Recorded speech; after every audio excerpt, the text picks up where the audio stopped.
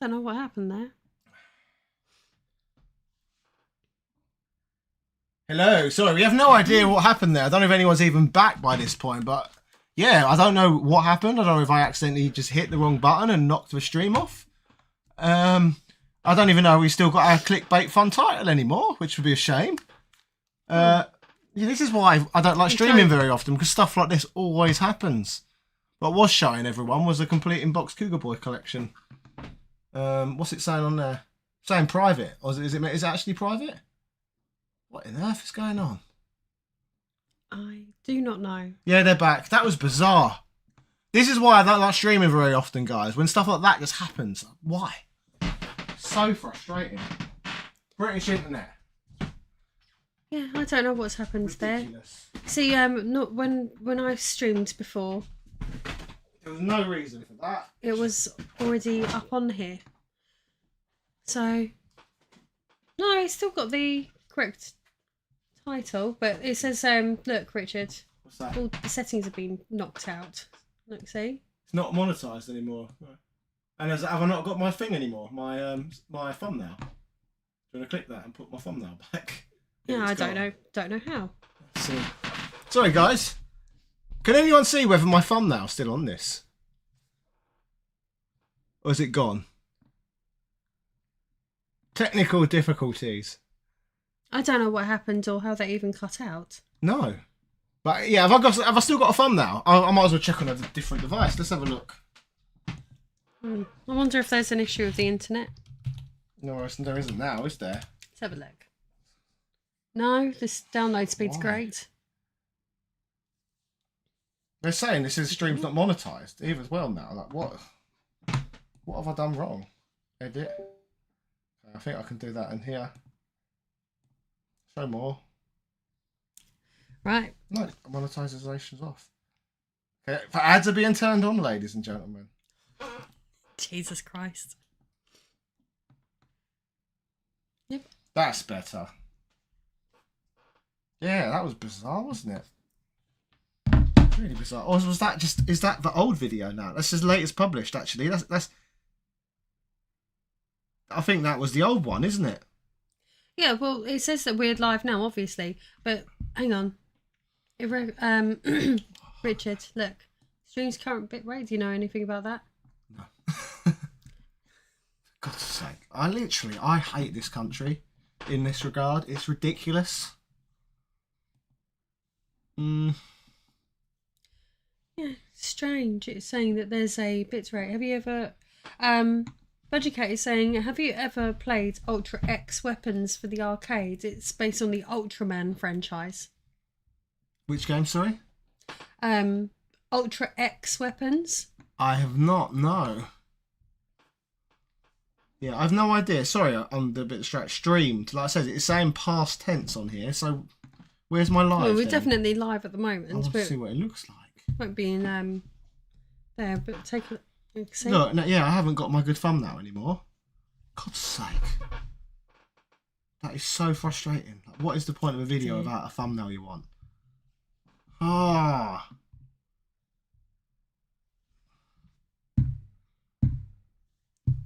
That's ruined my spirit, losing my thumbnail.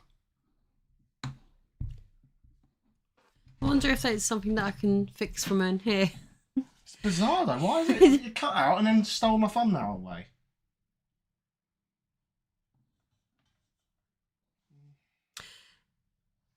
Yeah, Psychotic Circus of Savannah is saying we don't mind about the thumbnail. I do, because I'm not going to get the clicks I can get. And that's really annoying. But thank you. For whatever reason, I don't know if the widgets are working on here. It's gone quiet. The widgets. Yes. Oh, yeah. Because, look. Thank you so much, Jay Green. I can read that. Thank you for the kind donation. But again, the widgets have gone as well. But yeah, we've seen that pop up on the screen. Thank you so much. Thank you. Okay, let's see if we can... But this, ladies and gentlemen, is why I do not stream very often. Because it's like this most of the time for me. Ads inserted. Now I've done it.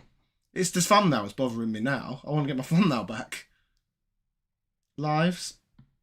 Okay. There's probably a way of doing it. Okay. Click that.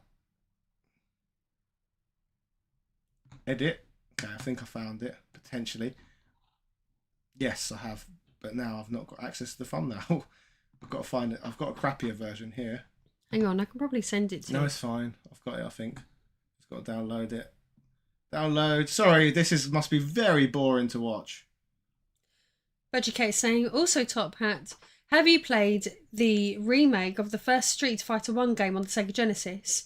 And also Fatal Fury 1 remake, also on the Genesis, both by a Brazilian mod team. No, I wasn't even aware of that. That is an interesting one, because that sounds like great potential content, that especially a Street Fighter 1. Do you want to write that down, then, so that you don't forget it?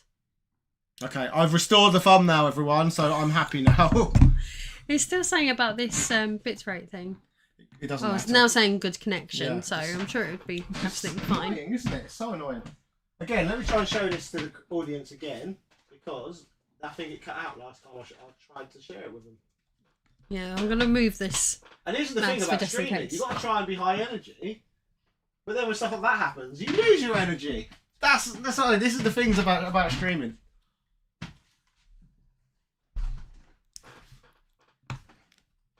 Like, you can have so much more control over like pre-recorded content.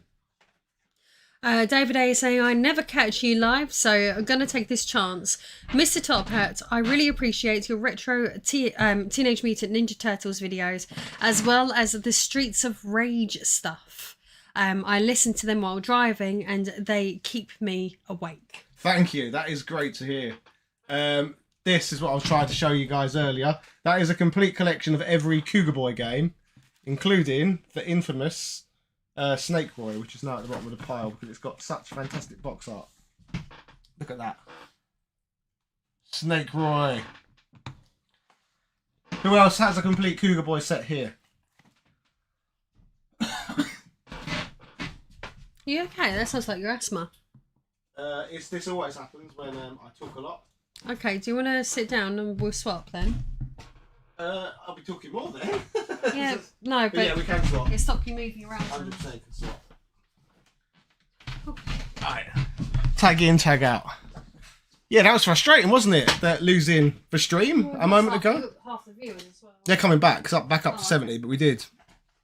That kills the heat, doesn't it? Like, streams cutting out. And as I just said, you've probably heard me moan about this point a million times now. That's why I don't stream very often. And now it's telling me again, my stream bit rate's back down. Honestly, the internet in this country is freaking embarrassing. I think it's the second worst in Europe, to my knowledge. Like, proper Europe, anyway. Greece is the only, like, developed European country what has worse internet than the UK. Like, what is the excuse? I don't know enough about it, but this country should have better internet. And now someone's phoning me. Who's calling me? I don't know. Did you not close down your other browsers first? Sorry, This is your fault for having about 45 browsers open. Oh, now I've got to work out who's calling me. It's my mother. So I better close that and work out how to shut all my browsers. Turn into a bit of a disaster, isn't it? Yep. Richard Sculp experiences, yo, finally caught Big Daddy Top Hat live. And now you're probably seeing why you don't ever see me live. Soaring Eagle says, 3DS handhelds review. I planned to make that years ago when I was doing handhelds around the world. And that was the next episode I was meant to make, but never quite got around to it.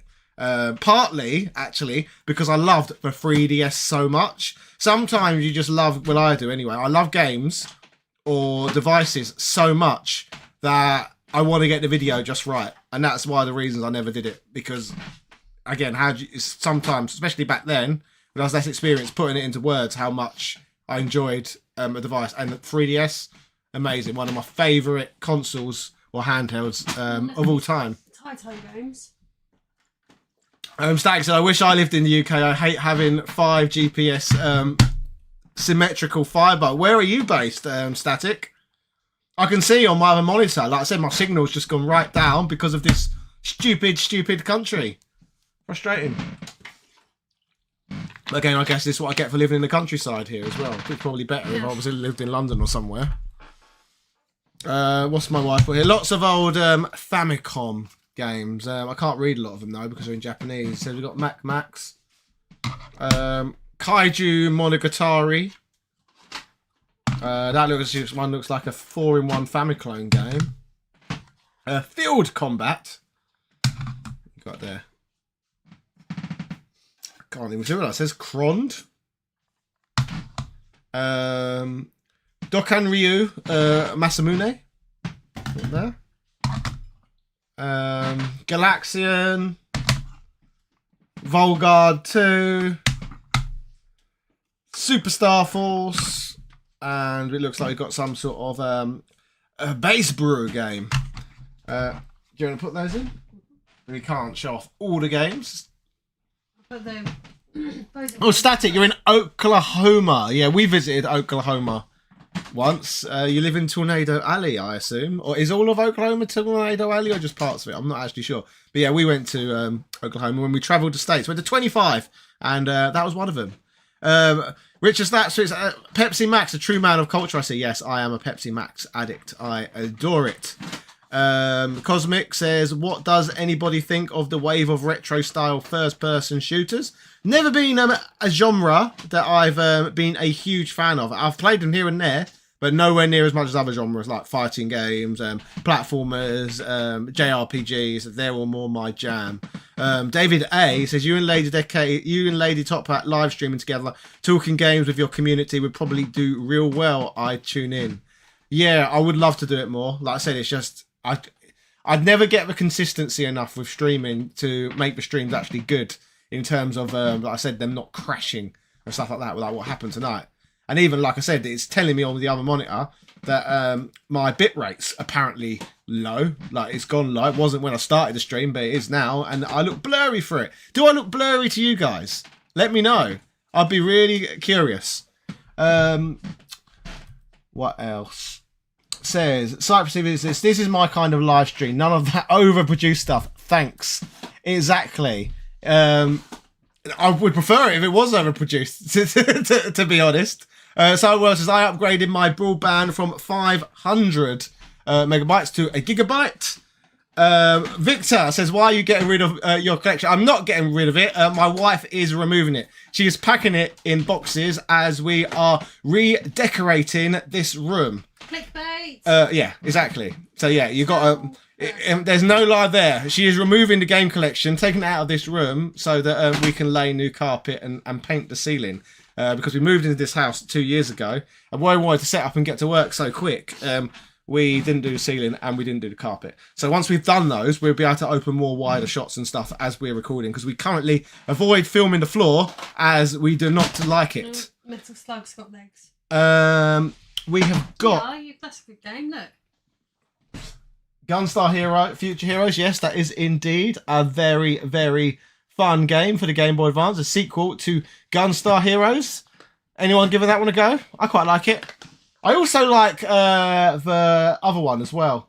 The sequel to Guardian Heroes on the same platform. What's that one called? What's the Guardian? Advanced Guardian Heroes. That's pretty obvious.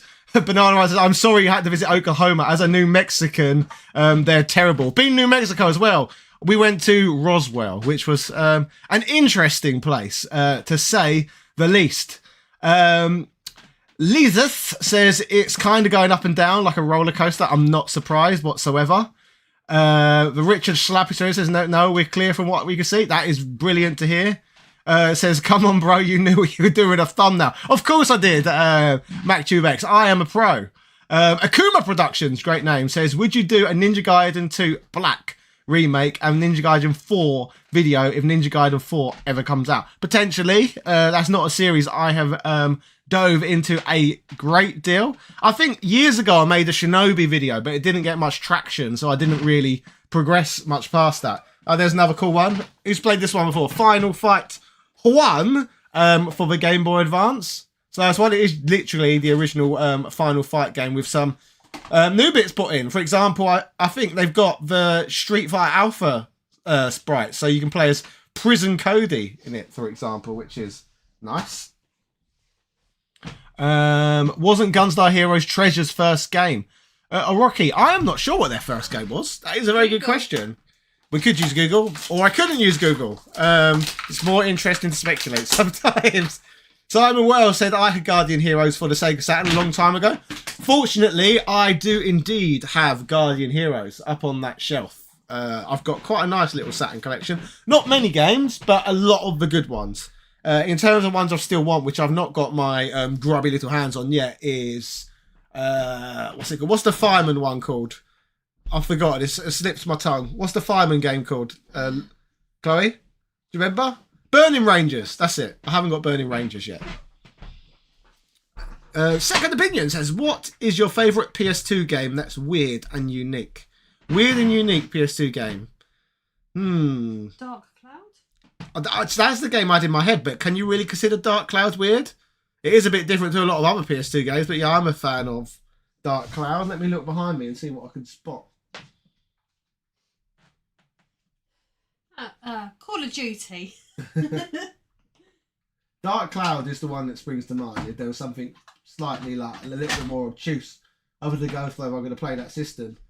To be perfectly honest with you, if there's any system I have not put enough time into in my life, it's probably the PS2, and I'll tell you why. That was a game that was in its prime when I was in my prime. I was a young man. So I think I got the PS2 when I was 15 years old, and that's when it came out when I was 15. So as you can imagine, when you're that sort of age, you've got very busy social life. So, well, I had a very busy social life, so I had less time for gaming at the time than other portions. And it wouldn't really be around until the Nintendo Wii sort of came out, my early 20s, where I did like stay home more and start playing a lot more games again. But when I was playing games in that era, GameCube I put a lot of time into, and Game Boy Advance due to its portable nature as well. So when I went travelling and stuff like that, I could bring my Game Boy Advance along with me. Game Boy Advance SP, that was revolutionary. Charger, that was life-changing. As was the light on the back. Like, before handhelds, if they've got a light inside them, they would tend to die really quickly because they'd have really crap battery. But the SP was the first one that lasted ages, which I thought was, fantastic. Jay Green says, be right back, Top Hat. I'm at work and need to go to another department and get some items. Enjoy. John Williams, Cody, prison changes a man. It does indeed. What have I just found? Secret sweets. Secret sweets, probably to keep away from our children. But yeah, well, we got them in Greece, so I don't know whether they're still any good. Oh, now, look, so now you have to eat one. Shall I? Okay, they'll be fine. Will they be They're fine? rock hard. They're open Finny jelly worms, which I purchased in Greece when I was there over the summer. Obviously, I had a finite supply of them because they don't sell these in the UK, to my knowledge. So I hid them on the top shelf away from my children, but they have got a bit hard. And I don't think I want to eat them, as delicious as they might potentially. No, here we go. We need to now do a challenge. So, do you want one of my hard worms?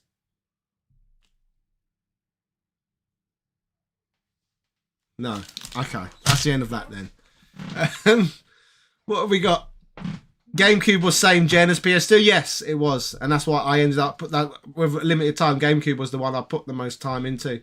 In terms of games I did play the fuck out of during the PS2's prime era, Final Fantasy X was the main one for me, and then possibly Grand Theft Auto 3. Put a lot of time into both of those games. David says, to both Top Hat Game Man and Lady Top Hat Gaming Man, what YouTubers do you like watching? Lolcows, fellow gaming channels, what's your fancy? I do not watch a great deal of gaming channels anymore.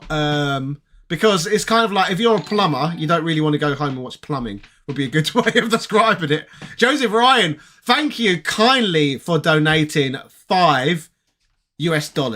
There is nothing that generates more joy in my heart than receiving money. So thank you so much. And they've said it's true. They've said that shelf needs some MVC AES Neo Geo carts with shock boxes on it. I would totally agree with you, and literally for the very reason I just mentioned, because I love money, that's why it would be hard to justify buying Neo Geo games at this point. They've always been an absolute fortune, haven't they? And the fact that I can emulate them, yeah, that's what I'm going to have to settle for. Sadly, I've as nice placed as that would be. multiple interesting Okay. things in front of you. Interesting, you say. We'll let the audience be the judge of that, because I'm not sure if I agree, but we'll see. We've got here Tomb Raider for the N-Gage. However, sadly, I do not own an N-Gage yet. I actually forgot it existed until I was just handed this game right now. But this is my sole N-Gage game, which I probably found at a boot sale or something back in the day, thinking I'd eventually get the system. And sadly, I never have. I've also got, for some reason, she's handed me a Super Nintendo copy, a POW Super Nintendo copy of Turtles in Time. Game card case from Club Nintendo. Do you remember you used to get points when you bought Nintendo games for like the DS, the Wii and all of that? Well, this, when you got the points, this was one of the gifts you could send off for. It's not that interesting. It's literally a game card case, but it is from Club Nintendo. And Club Nintendo is now defunct, isn't it? Mother 3 for the Game Boy Advance. A lot of people have begged for a translation, but you really don't need to bother because fan translations adequately already exist, and you can get them on the cartridges as well. I've got no cartridge in here. I believe I've put it in my folder with the cartridges, but I have got a Franklin badge inside. So, yeah, very, very nice. Charlie Ward. Hi, Rich. How you doing? Only just got here. What's happening? Well, at the moment, and from this room, due to the fact that we are changing the carpet and painting the ceiling, because that's when we first moved in here. We just painted the walls, and so we get to work as quickly as possible. We set up all the games and stuff like that. But we want to start filming using more wide-angle shots, and we can't really justify having that disgusting carpet on the floor in our shot, so we're changing it with nicer carpet. Oh, and David A has sent $5 US dues. Thank you very much. It says, how much to donate a single item from your collection to a RNG selected fan, including shipping on this stream? Random number generated. Random number generated. How much to donate a single item from your collection to a random number generated selected stream? £100. I'm sorry. I'm a bit baffled. Chloe, do you understand?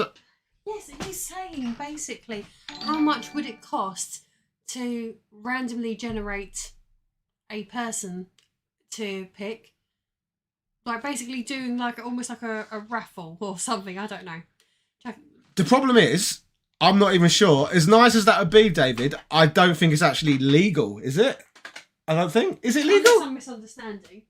I'm not sure whether doing raffles on the platform or within the terms of service, as fun as an idea that would be. But yeah, thank you for the suggestion, but I'm not sure if I can legally even do it or not. Just me, think your mic might be cutting out. It could be, or I could be moving around too much or being too quiet. Tendy's mud just said, favourite fighting game of all time. If the question is too hard, just sub that you really like. That question isn't hard. Street Fighter 2, for its cultural significance and impact it's had on my life alone. I freaking love that game, and yeah, it's done so much for me. Joseph Ryan, $5 US. Thank you so much. More US currency for that perfectly done British accent from both of you. Thank you. I love US dollars. It is the best currency in the world. So thank you very much. As nice as the pound is, but your economy is a lot healthier than this one. I used to love going on holiday to the United States back when the pound was stronger. I used to get so much for your cash. But it's not like that anymore, from what I know. Daniel Simpson, did you take photos of yourselves before cleaning them? If not, you'll regret it when putting them back. You are absolutely correct. You were right. I should have done that, and that's what I've done in the past. But I was so gung-ho with this stream that I didn't. That's kind of idiotic, isn't it? Yeah, but that's you. That's very me. She said, yeah, it is very me. Indeed. But I have got this stream. I have got this stream to look back at, though, so I will have some idea by looking at that. But yes, that is a very good point, Daniel Simpson. In front of you. In fact, do you want to take some pictures of the ones that haven't been taken down yet? By all means, you can. I will do that. Thank you, Daniel. That was a very, very good suggestion. Although saying that, it might have been nice to put them in different places anyway. But for simplicity, I will take pictures of what hasn't been removed. I've put more interesting things in front of you. I'll have a look in a minute. I'm just trying to take pictures of what's occurring.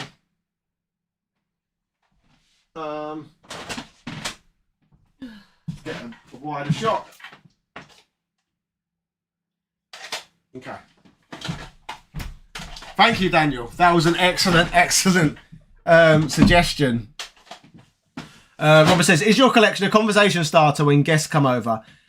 Yes, I guess it probably is. But yeah, I don't know if I'm proud of it necessarily, though, if that makes sense. It always is, but it is a bit of a bizarre thing to own, isn't it? Like having a whole entire room dedicated just to old games. It reminds me of that scene in Star Wars Episode 2, like when Obi-Wan Kenobi goes to that place where they're making the clones. It goes, look at all of this. Magnificent, aren't they? It's like that. Just having a little bit of Pepsi, because I'm always stuck with your voice.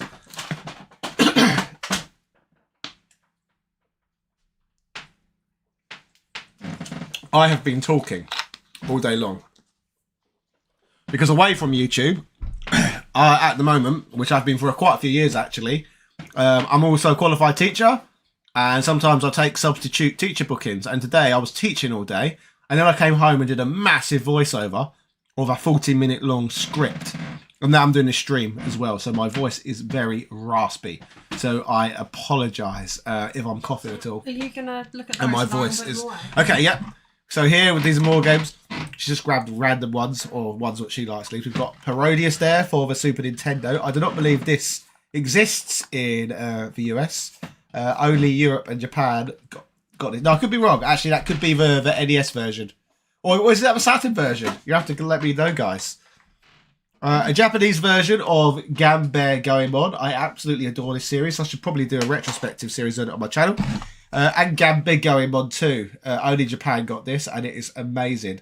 I'm surprised, actually, they've never made a re-release with an English translation on the Switch, because that would probably go down really well these days. And this is that crossover game with like Gundam and all those little Chibi Robo characters. Not the Chibi Robo franchise. Like, it's got like Sentai characters and all sorts in it. I can't remember what it's called. It's written in Japanese on the front. Flash Boy Plus. That is so that you can... it's basically like an EverDrive, but for the Virtual Boy. But because it's really old, you can only put one game on it at a time. I think. I can't remember now. I think so. Wario Land, Jack Brothers, Terror Boxer, Mario Clash, Puzzle Bobber, Baseball, Tetris, V-Tetris, should say, Red Alarm, I think that's Golf, Galactic Pinball, Mario Tennis, I can't remember what that one is, and Vertical Force. Virtual Boy games. Any Virtual Boy fans here? That system didn't even come out in this country, sadly. Let's try and keep up with everyone. Sorry. Charlie Wall, do the kids... I missed it. Sorry. Caro says, do any of the students recognise you, or are they not interested in retro gaming? Yeah, they're not. YouTube is such a wide place, sort of thing. They're not going to watch a small niche channel like mine. My channel, in terms of the long form content, is mainly watched, I believe, the 35 to 55-year-old demographic, leaning more towards the 45 to 55, I believe. So yeah, it's a very mature channel would be a good way of describing it.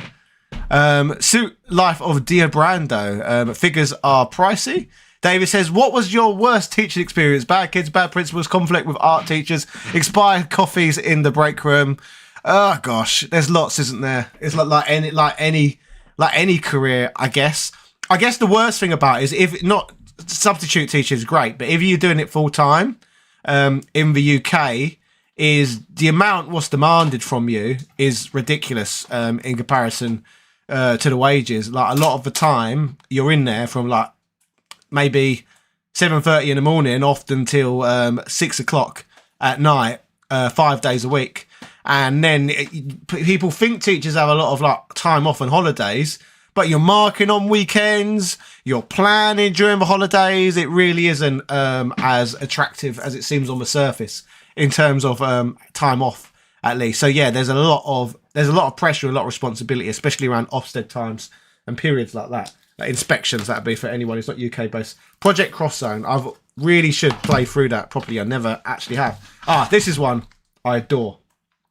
Shin Megami Tensei Apocalypse. I love the Shin Megami Tensei games. I've really got into them in the last few years. Fire Emblem Awakening, another series I love. I've played most of the Fire Emblems as well. Yeah, I love those franchises. I really, really do. What have we got? What are your thoughts on ROMs and emulators for old games if you never got to play them? I love ROMs and I love emulators, and I lean towards them quite a lot. Like in the other room, I've got my mini consoles. I've got the Super Nintendo Mini, NES Mini, and Mega Drive Mini, and all of them are chocked full to the brim with ROMs. So yeah, a lot of the time I often find myself going to them half the time over the classics. I will admit that, because sometimes it is just easier. Like that's that talk about lazy. Sometimes it's easier just to look for a menu than it is to delicately remove something from a box and set up a console. It's one of my favourites. Fantasy Life. I've never played this one. Chloe says she really likes it. Anyone play Fantasy Life? We love 3DS. Yeah, it's my favourite. That and PS2. Yoko Watch. Yoko Watch 2, Fleshy Souls. What else we got? That's good. I'm playing through Master Quest of this at the moment, actually. So yeah, I'm still giving time to my 3DS. House of Abyss. Yeah, Tales of Abyss. There's all sorts here. RPG Maker. No, not so much. I just need to hold them up, I guess. That's Monster Hunter. Hold that one up. Oh, this is a Japan one, which I've never played. It's all like... This is Yoko Watch Busters 2. I played the first one, and then the second one has never seen a release outside Japan.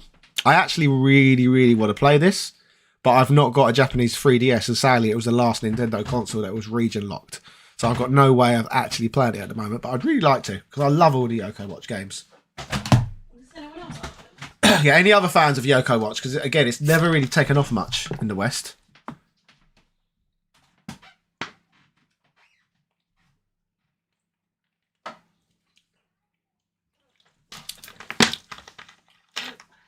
Jao says, "Is your wife from Brazil?" I am. Say hello from Brazil.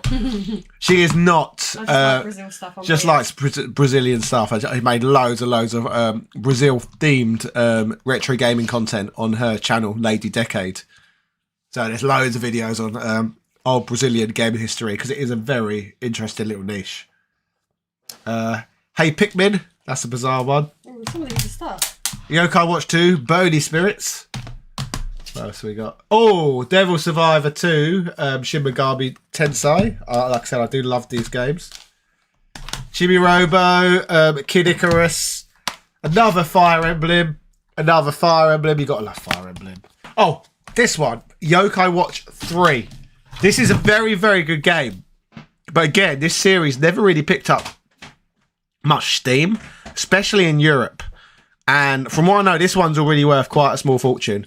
I think this one's at least worth... I could be wrong, but I think it's £100 game or something around it. But I've definitely seen it in CEX at a 3-figure price. Exactly, Lisa. There was a free. There was indeed. And I made sure I got it because, yeah, I found these games really fun. Never even opened this one because why would you? Look at that. Did you know they made Captain Toad Treasure Tracker for the DS? I already had it on the Wii U, I believe, but I thought it was a nice little collector's item, isn't it? This is amazing. Yeah, it's all right. Resident Evil Revelations. That's one of the early 3DS titles. Puzzles and Dragons. Puzzles and Dragons. That is a very fun little puzzle game. He was angry when I bought that by mistake. Again, I've never opened this one.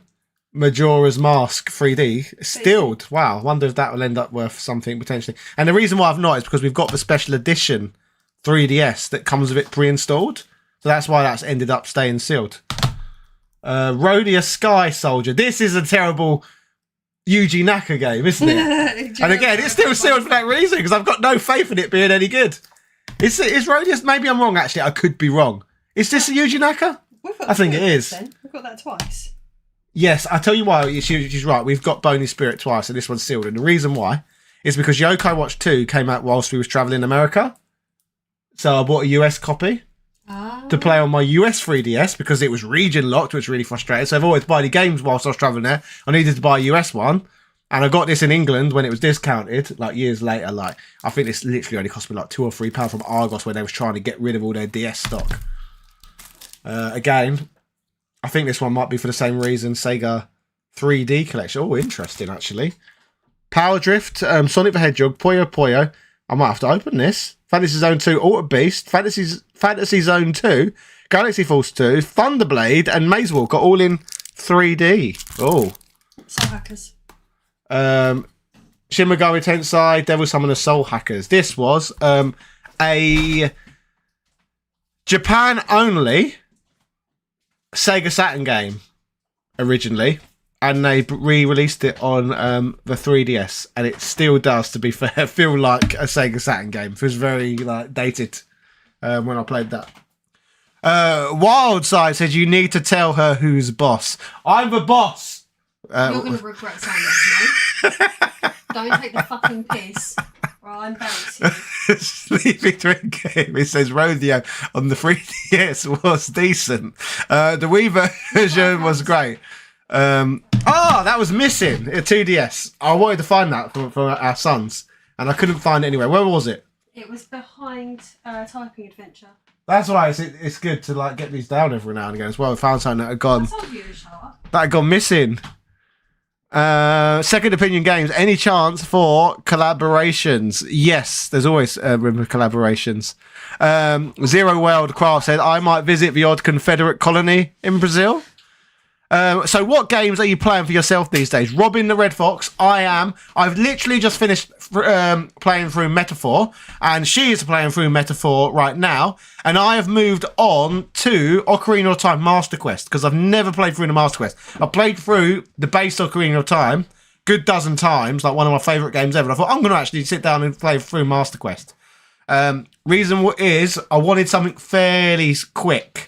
To play in my spare time, like a shorter game, because I'm really desperate to play Pirates of Yakuza in Hawaii when it comes out. I've really got into Yakuza lately. So I'll buy that game on release and get straight to it. Yes, you really enjoyed Like a Dragon as well, didn't you, Chloe? Yeah, I love it. So good. There we go. What else we got? More Atlas. Etrian Odyssey, a nice cardboard box for the DS. Comes with music CD. What was that for? More Etrian Odyssey. What else have we got? This is one of the newest additions to the collection. I bought this a couple of days ago. Yokai Watch Psychic 2 Psychic Spectres. It's basically the equivalent of the yellow version of Yokai Watch 1 and 2. It's like the definitive edition, like Crystal version as well. If you played the Pokemon games, you've got the most content in this one, and I look forward to playing it at some point. Paper Mario Sticker Star. I actually think this is really underrated. I enjoyed that one. You've played this one, I haven't. Tomodachi Life. What's it like, Chloe? A bit boring. Boring. Fair enough. What else? This reminds me of El Shaddai. Weird stuff. Virtua Fighter 2 for Sega Genesis was weird. Still love it. I've never played that one, but... Actually, I was going to show you something. I got it with something else. Are you into modding consoles, any? Do you own an R-Zone? I do not own an R-Zone, unfortunately, David. There you go, look. I do like modded consoles occasionally. I've got a modded original Xbox with like all sorts of old games on, and I've got a modded Wii, which I modded myself, and a modded PSP, which my friend Ryan modded. So nothing that special. My favourite Yokai Watch. The original Yokai Watch. Metroid, Samus Returns. That's literally a remake of Metroid 2 for Game Boy. Look. Link Between Worlds was excellent. Persona Q. Never got around to that one yet. I love that. Hyrule Warriors. Legend of Legacy. Doing this fast. Mario Maker. Pokemon. Mario. Oh, yeah. Bit Trip Saga. That's a good one. Amazing. No, of course, it's Rising Star. WarioWare Gold. That's a nice compilation. Rising Star games. Yeah, That it's very good. All of a sudden, that makes sense. Oh, wow. What? Wow. Chris Geezer or Geyser. If you're Geyser or Geezer today, you are a top geezer. So thank you for your $20 donation. That is the largest single donation of the night so far. So thank you very much. Thank you. I am very appreciative of that. So, what are you and Lady Decade packing your? What are you and Lady Decade going packing your collection? We are packing the collection away because we want to decorate. So, as of maybe Saturday night, Sunday, we will be repainting the room, repainting the ceiling, and painting the carpet because when we first moved into this house, we wanted to, 2.5 years ago, wanted to get working straight away. So we needed to set everything up. And to do that, we had to leave the horrible old brown carpet. So the plan is to, get rid of it. And then we will be able to open up much more wide angle shots and stuff once we've got good carpet as opposed to horrible carpet. I love that game. Fire Emblem Warriors for the new 3DS. There's only a few new 3DS exclusives, isn't there? Castlevania Mirror of Fate. What else we got? Another new 3DS game, Xenoblade Chronicles. That's one of my favourite games ever. That Love is one of my Xenoblade. favourite games. Metal Gear Solid 3D. Super Street Fighter 4 3D edition. Who remembers that? Yoshi's Island. New Yoshi's Island. I have, not just regular Yoshi's Island. It's different games. A sequel. Orochi Oni, painting the carpet. Yes, we should. Well, it will definitely be covered in paint anyway. When we paint the horrible tobacco stained ceiling, it will get covered in paint. But then we'll be able to change it and get rid of it. That's the plan. Anyway, I haven't got the Ace Attorney trilogy. I did see an Ace Attorney game in CX a few days ago, and it was a fortune. Yeah, I was quite disappointed because I would like that. Ultimate NES Remix, Mega Man Legacy Collection. What else we got? A fighter that I don't know what that is. I don't know. Again, this was one when Argos was getting rid of all of their 3DS stock.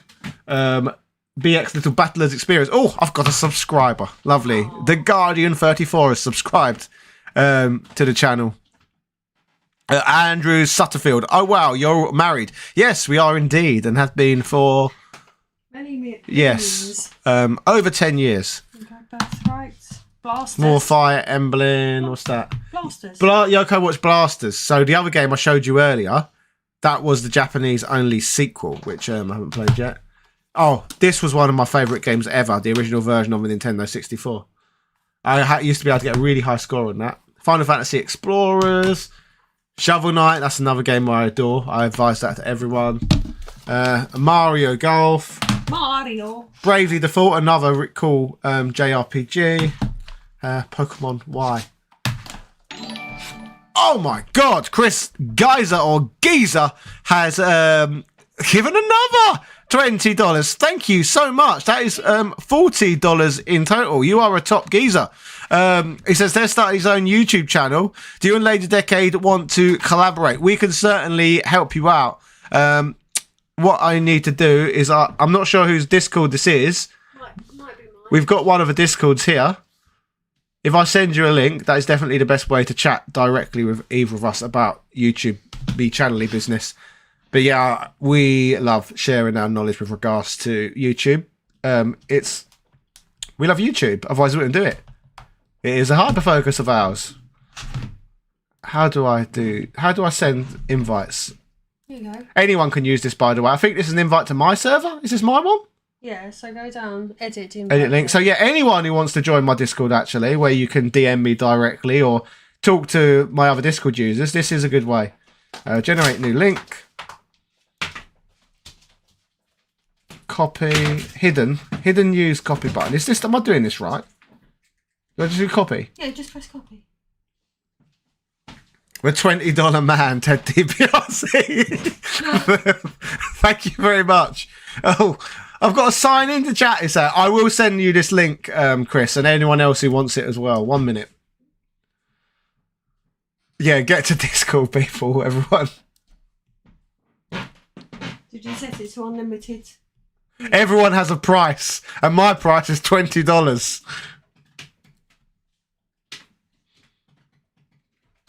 Okay. Videos. Where was it? Oh. Lives. I will work this out, guys. Give me a second. 2018. Okay. Right. Oh, I bloody just copied hidden use copy button. That right, because the copy button really worked then. Okay, right. I'm really bad at this sort of thing. Sorry, guys. Let me come in and fix it. This is why you only normally see me make a long form content. Okay. This. Have me fix it. Okay. All I want to do is send the Discord link. I struggle with. Right. Never. No limit. Generate new link.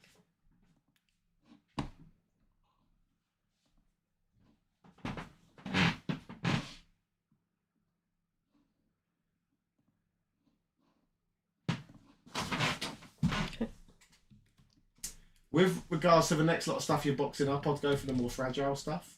By the What's way. happened there? Hang on.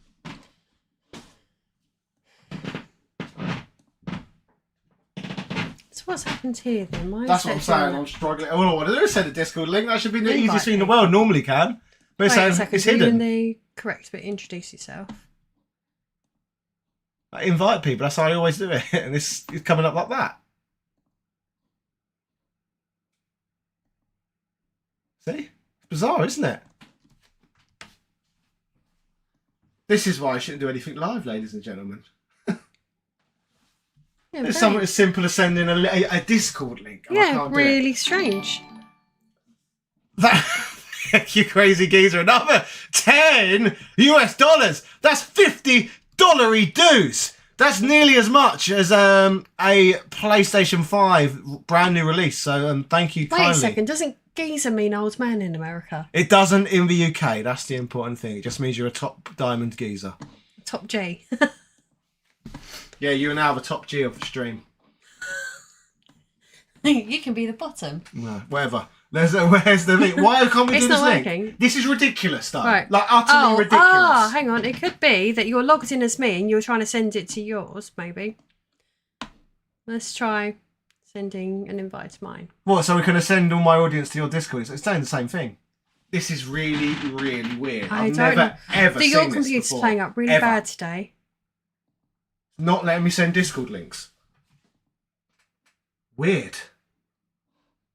I'll tell you what, here's my idea. I'm going to type in my Discord to see whether my mods can provide a Discord link. No, it's not working. That's the only way. Like a mod provide the link.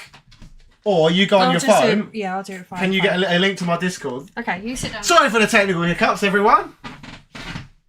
Something as simple as that should not be that much of a challenge. Streaming is stressful. Like, this is why I don't stream very often, because this is what happens when you stream. Stuff what's normally really simple, just when you're live, instantly is no longer simple. Sending someone a link, if the computer won't let me do it. Making me a crazy geezer now, crazy geezer. Sammy says, are you turning the game room into a guest room or bedroom? No, it is literally, it's just going to be a better game room. That is as simple as that.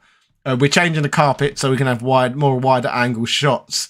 As David A is right, this is why Top Hat Gamer Man isn't Top Hat Computer Man, and you're so bang on with that statement. Cosmic says, when you do play PvP games, does the loser have to do the dishes? We don't play competitively against each other very often, actually. We tend to like single player games. Dan Hauser 82 says YouTube doesn't want the traffic going off the platform. It could be that, but it was the Discord app what was playing up rather than YouTube itself. Unless YouTube somehow done something to Discord. But it's never been a problem in the past. Ego Dreamer, Stop Game Mode, doing it live, ladies and gentlemen. We are live. And that's why everything's going wrong. Double Dragon, I love Double Dragon, cool. It is cool. Aries says, want to play with you in a fighting game.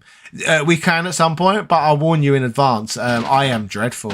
That's why I talk about the history of fighting games and stuff like that, because I've never really been great at them, to be honest. I've not got the patience to get good at fighting games.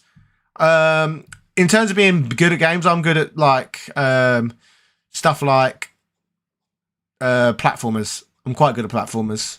2D platformers, 3D platformers, 2D more, I'd say. And I am decent at JRPGs, if you can even call that a skill, though. Because a lot of the time it's just grinding and stuff like that, isn't it? I've got the patience to play for those. some reason it wouldn't post when I did it. So I Okay, so you.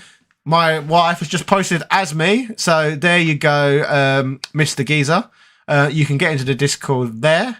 And yeah, I am available via DM anytime. And that goes for the rest of you as well. Or you can just post in the Discord and I will get back to you. You can tag me in the Discord. What's that? Write anything. Of course you can write anything as me, but that's not that useful. Rivals 2. I like DI. Sammy is right. Competitive games are tough. And I think that might be why I don't like to play competitively that much. is because I like playing games to unwind rather than be competitive. Because I'm competitive throughout the rest of my life. Like, even YouTube itself is very competitive. Like, you're competing for the views, aren't you? The Mooch, what? Aries God says, don't let her push you around and get those games right back up there. Yes. It is, like I said, the idea is we're going to take the games down, change the carpet, paint the ceiling, and then all the games go right back up. Oh my God! Mr. Geezer, you have made my night. He has just donated another $50 dues. Bloody hell. That makes $100 in total. Yes! Thank you so much, Mr. Geezer. You really do know how to appeal to a man who goes around wearing a top hat all the time. You certainly do know how to appeal to me. Thank you so much. Yeah, honestly, very, very kind of you. Thank you very much. Not your Uncle Rock says, can you do live every Friday, please? Well, if it continues like this, then yes. But yeah, honestly, thank you, everyone. Victor Hernandez says, I was there during the Daigo parry. Was you really? Omar Fernandez says, stop her. No, I need her to put them away, because the quicker they're put away, the quicker we can paint the ceiling, the quicker we can strip the carpet and put a new carpet down, and then have an even better games room. That would be amazing, won't it? Andrew, anyone ever watched that Double Dragon movie? Worst part was a Bobo. I've only seen clips for the memes, and I really do want to sit down and watch all of it. It's just a lot of the time, old movies based on video games I've always found pretty tough to watch. Hashtag trust the fungus. David A, can you get both Lady Decade and Top Hat Gaming Man Discord links? Wife, can you do a link to your own Discord and put that here too for the kind people? Oh my God, and Teague has just kindly donated another $2. What fighting game would make a great movie to you? That is a good question, because a lot of them have already got movies, haven't they? So let me ponder that for a second. That's pretty good. Yeah, my wife's got a good one. Darkstalkers would indeed make an intriguing film if done right. Oh, David said we got the Lady Decade link, not the Top Hat one. So you already gave your one. Okay, let's try again. I am sorry, especially to Mr. Geezer, who we said I would get the link to my Discord for. So yeah, everyone who's just joined has just been made to join my wife's Discord. Sorry about that. Robin the Red Fox, Fatal Fury. There is a Fatal Fury movie already, isn't there? An animated one? So what would be a good one what's not been done already in any capacity? I'm trying to answer this question it's easy. If you count it as a fighting game, Smash Brothers. You could do so much with that. Or, no, I've got a better one. X-Men versus Street Fighter. Or Marvel versus Capcom. Okay, I don't know what I'd go for. Marvel versus Capcom, X-Men versus Street Fighter, or Smash Brothers. They're my 3 picks. I've pinned your Discord. Excellent. My wife, Lady Decade, none of you joined my Discord earlier. She has kindly pinned a Discord link. So anyone who wants to hop in there and we can continue conversations like this throughout the week, you can now do that by clicking that link. Do you want, in fact, you know what would be good? Sorry to interrupt. Can I ask you to do one more thing? Can you put a link to my Discord in your Discord for anyone who's accidentally ended up there, if that makes sense? In my Discord. Yeah, and as I said, sorry, I don't think you listened to what I said earlier as well. I think we need to do the cardboard ones first because we're running out of space.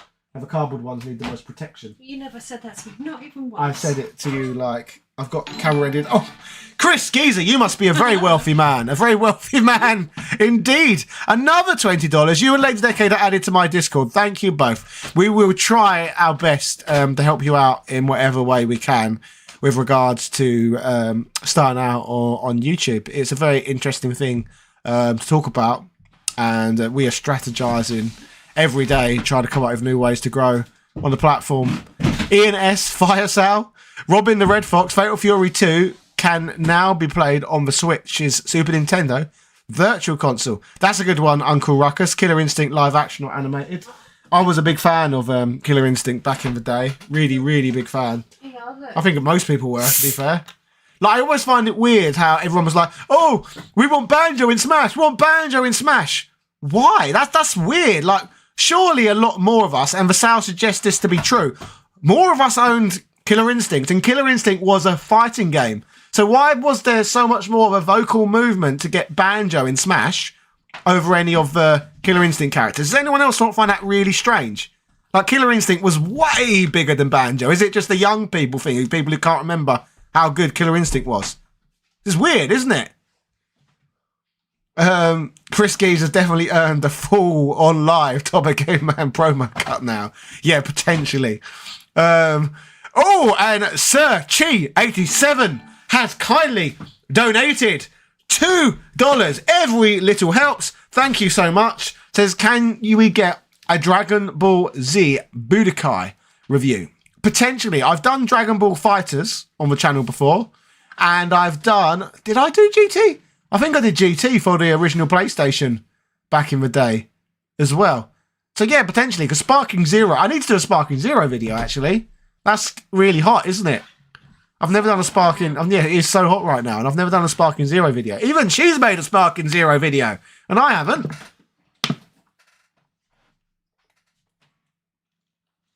Undead Karina Gamer says, fuck you for you losing your game collection. I'm only losing it from this shot. We are taking it all down. As I said, we're redecorating. So my wife is removing the game collection so we can redecorate. And I thought it would function as funny clickbait. So, yeah. And I think it's worked because people have been here. So, yeah. Tanshion likes Banjo more. See, I would have preferred Folgore or Orchid in Smash Brothers. But Ryan Rama says, that thumbnail just staring at me in the face every time I refresh my homepage. Killer Instinct was an arcade smash. It was indeed. I had the privilege as well of playing Killer Instinct 2 in an American hotel when I was a child, which was a moment which would always stick with me. Yeah, that was great. I always wanted to play at home, and it never came until obviously on the Xbox One years later. There we go. Nice big pile. So we got some more games to show off, which we've taken off the shelves. Let's have a look what we got now. Okay, so we've got Secret of Mana. Again, a game I absolutely adore. We have many people play Secret of Mana. That's a good one.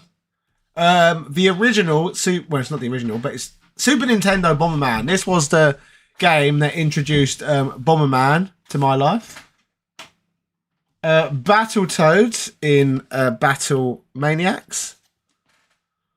This one never came out in the UK at all. I had to get this one from America. Super Mario RPG, Legend of the Seven Stars. Obviously, that's came out on the Switch, a new version recently, hasn't it? Mm-hmm. Again, this is quite Secret of Mana-like. Illusion of Time, known as Illusion of Gaia in the North American market. This one is a repro because this one didn't come out in the US market or the UK market. Secret of Mana 2. Known today, I believe, as Trials of Mana, and it was eventually released again on the Switch as part of a compilation. Here's a classic, Super Street Fighter 2. We all know about that. Oh, this is a very rare, very expensive, pricey game I've got here. The Fireman, excellent, excellent game. Again, it's a game that was never released in the United States, but a really, really strong game where you play as a firefighter and you ascend a burning building and put out fires, fight bosses as a fireman. It's really, really, really good. And again, very rare game. Thank you, love that one. Front Mission, it's a Japanese game. I've got more Super Famicom. Axelay. Just because I love Street Fighter 2, as you know, it's a Japanese Famicom version of Street Fighter 2. I think the box is a lot cooler than the one we got. Don't know about you guys. And here's a weird one. I can't remember what this hardware's got. Safami Turbo. Has anyone heard of a Safami Turbo? It was basically Bandai, for some reason, thought they'd be really clever and make their own format of cartridges for the Super Nintendo rather than have the regular cartridges. So it's basically its own library of games. So these are Safami Turbo cartridges. So it's an adapter you put in the Super Nintendo. It's a Super Nintendo add-on. That's the best way of describing it. So these are for the Safami Turbo Super Nintendo add-on. But they're all the same sort of themed games, and I can't remember the name of this franchise. Gundam. It's not just Gundam. It's a SD Gundam. It's a crossover. And they're all the same. They're all that. These ones, yeah. Look, they're all from the same series. They're all It is a bizarre one. You can have Gundam from some of the games play the other way. Yeah, it's a strange. Like you can put 2 cartridges in this device at the same time. The Safami Turbo is actually up there. If you want me to show that to them as well, the actual device.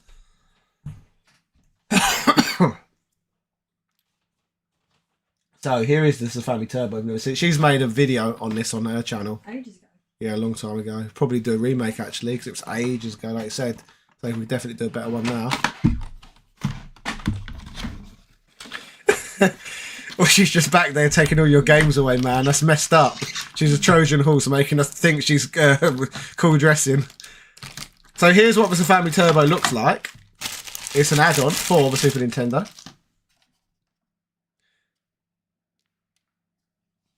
R.I.P. the Trocadero. Yeah, the old Sega world.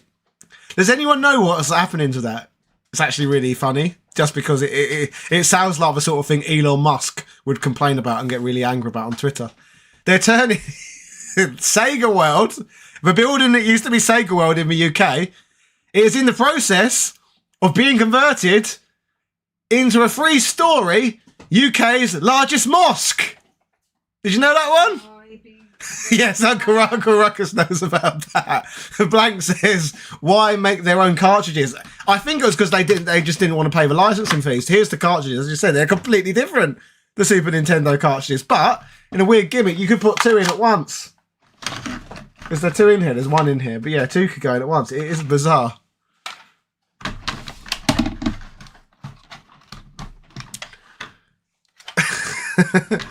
Lowell says, any chance of reviewing Capcom's Dungeons and Dragons? I keep asking, but no answer. Yes, you do. I have seen that. And do you know what's really funny? I've actually had in the past, I know one of the devs who worked on that game, and I've just never got around to covering it. What's his face? The balancer for Street Fighter 2 Champion Edition. He's been on the channel before. I can't remember his name off the top of my head. He's part of that Rainbow Edition saga and the creation of Super Street Fighter 2 Turbo. But he worked on that game, and he has offered in the past to talk me about through some of like his experiences in developing Dungeons and Dragons. Budget Cat says, I don't have a Safami Turbo. I have something called a Caesar. And what was the Caesar? Can you box that back up? Sorry, I can't multitask. I can't look at the camera, talk to the audience, and put that back in at the same time. Haven't got the skill set, sadly. Not your Uncle Ruckus said Sega's own Brixton and Catford being a teenager in the 90s was the estate. Yes.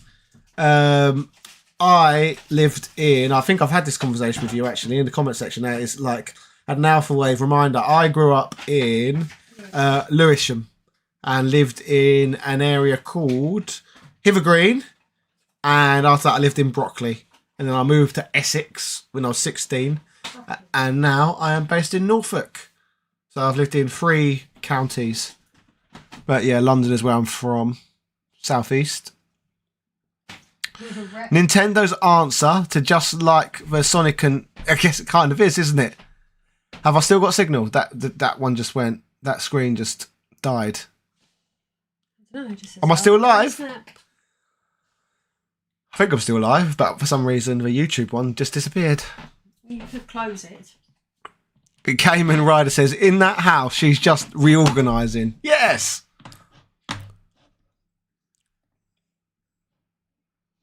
I did not know that the creator of the Final Fantasy turn-based engine was an Iranian American. I am still alive. Excellent. That was weird. My computer keeps doing stuff. Speaking of the devil, there we go. We talked a lot about Killer Instinct. There he is. My copy. I don't think I have that Killer Cuts music CD still inside. It'd be really cool if I did. No. Star Wing, which you might, Americans watching might know as Star Fox. We had it as Star Wing here. Exactly, Score Adventures. Where is my Hotel Mario?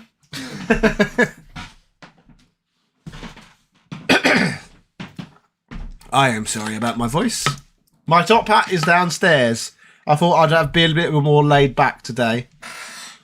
The idea was to do a stream completely out of character, but I'm like Hulk Hogan. I just accidentally transition into my persona every time I'm in front of the camera. Kayfabe, brother.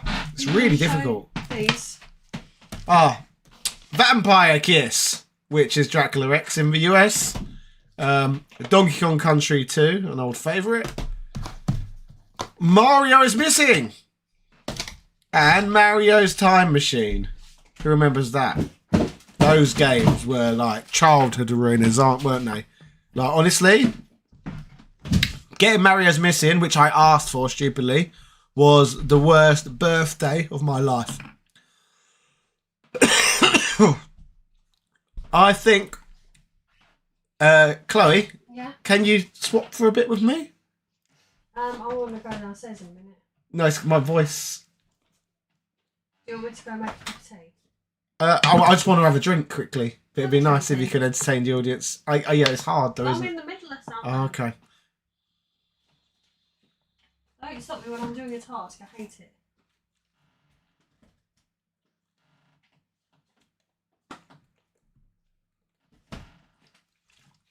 Okay, that should make my voice a little less raspy. For those who have recently joined the stream, I said I've done a voiceover on a 40-minute script earlier today covering lost content from the original Final Fantasy VII. I've now been doing this live stream for an hour, and I was substitute teaching all day before that. So I've been using my voice all day, so that's why it's got a bit raspy. Jet Force Gemini. I got this from Croydon as a child. That was a birthday present as well. Never put a great deal of time into this. Have any of you play much Jet Force Gemini watching? Oh my god, this one I play to death. Best wrestling game of all time. No mercy. There is literally no game better than this. Drinking cola as voice medicine, that's a man's thing. It really is. I've said this lots of times. I always say it to Chloe. Pepsi Max is a wonderful elixir. Do you not agree? Honestly, it does function as an elixir for me. It helps on so many different levels. Exactly. Sammy, cola is elixir. Indeed. It was. It is. Conker's Bad Fur Day. I bought this off some kid on a council estate for a good price. GoldenEye, again, it's the game that defined the generation, isn't it? Here you go.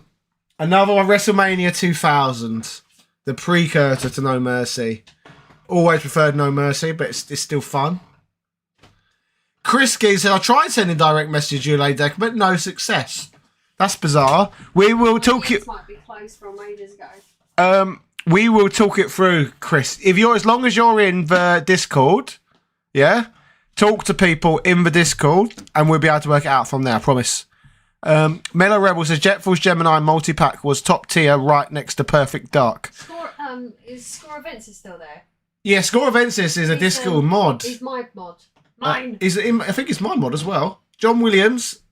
$2. Here Comes the Pain Here Comes the Pain is a good one. I think that was the last wrestling game I really enjoyed.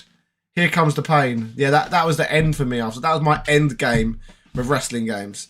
So the prime was No Mercy up until maybe SmackDown actually. Up until Here Comes the Pain. I completely agree.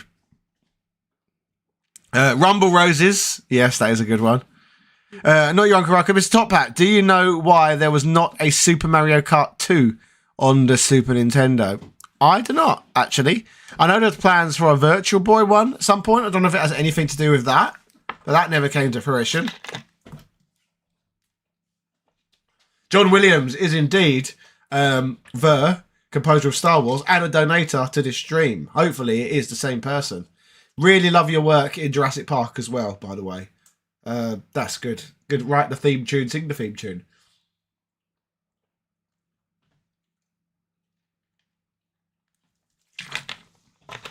Who's your favourite developer? At the moment,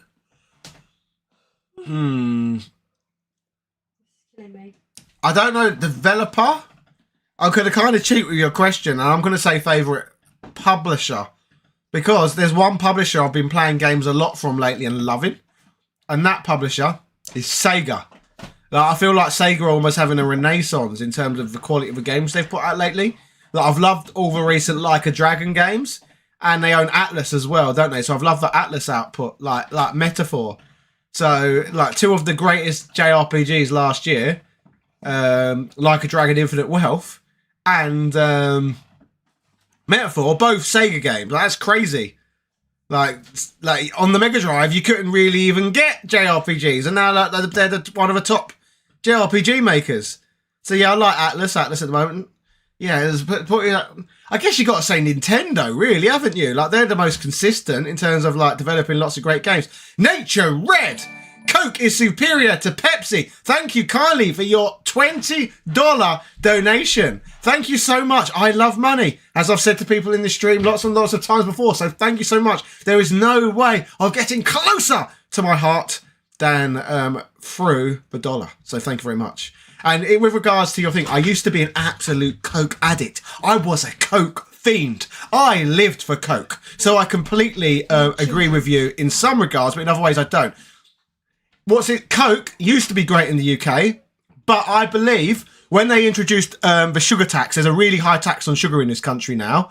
When they introduced the sugar tax, they took a lot of the sugar out of Coca-Cola, and I've never felt it's tasted quite as good as it used to before. But in countries without high sugar taxes, then it is a wonderful elixir. Like, whenever I'm in Greece, I will always choose Coca-Cola over Pepsi Max, because in that country, it's better. Although saying that, I think Coca-Cola in the United States tastes like dog shit, because I think it's full of corn syrup or something. It's disgusting. But if you want good Coke, Greek Coke is amazing. Saying that, I've actually heard Americans tell me Mexican Coke is amazing as well. So maybe Mexican Coke and Greek Coke have a similar consistency. So let me know if many of you have experienced Mexican Coke. So yeah. John with based goes. Ico Drama Mega Drive had like 3 games of JRPGs and that's it. Exactly. So it's mad to me that a lot of the big RPGs are now coming from Sega. That's madness, isn't it? It's like if it's gone in reverse. Across Mr. Top Hat, did you know there was a spitting image fighting game? No, I did not. What system was that on? That sounds like something that would be on the Amiga or something. That sounds ridiculous and definitely potentially worth covering. Ollie says there's going to be clips out of context. I don't mind. Aries Gutron said, no, he succumbed to Coke addiction. Yakno, they tried to give us a tax on tea once. That is true. And you did the right thing. Like, I hate paying tax. Like, honestly, I am so jealous of the lack of VAT, what Americans pay. Like, from what I know, it's like in places like Delaware, which I've been to, it's 0% VAT. And then over in California, it's apparently high because it's like 7%. Do you know what VAT is in the UK? And VAT in the UK is cheaper, is less than in most other European countries. 20% here on everything. So every game I buy costs me a hell of a lot more here than it would do if I lived in the States, because I've got to pay that stupid 20% value-added tax. And in other European countries, I think in Hungary it's as high as 27%. It's absolutely outrageous. Like, literally, fuck tax. Oh, hate it. Mexican soda is the best, says Sam. Novabug, hey dude, what's your Royal Rumble predictions? Hello, Mr. Novabug. How are you doing? What is my Royal Rumble prediction? That is a very good question. I would like to see Hulk Hogan eliminate CM Punk. That's my prediction. Won't happen, but it'd be really cool. John Williams says, Mexicans use real sugar, that's why. Yes, I agree. You're probably right. Maxton says, Mr. Top Hat, do you like the Wild Arms JRPG series? That was one of the first ones I played, actually. I think it was Final Fantasy VII, Pokemon, then Wild Arms. Yeah, it's all right. Not one of my favourites, but I've got experience with it. The children are coming! Quick! Run to the door! Robin the Red Fox says, I like Coke with lime and vanilla cola. Common Sensei 87 says, all this talking about Coke is going to demonetize your stream. You've got to love it though. It is a wonderful elixir. Pirate can. Sorry, my children, they frazzle my brain because they're talking outside the door. My brain's just gone now. I think that's literally something that was like built into your structure, isn't it? Like you're meant, if you do hear your children's voice, that is what it does. You know, straight away. What do we call that? Evolution. That's the one. Like it's an evolutionary tendency for that to happen. So no wonder my brain is scrambled. Sorry, guys. Victor Hernandez, the DSI had something called the Photo Dojo. I don't remember the Photo Dojo, but I do remember the camera on the DSI. Pirate cameras. I've only made $80 back on my tax return. SAS is 8.25%. Where's the 8.25% tax? Benefits of not having colonies anymore.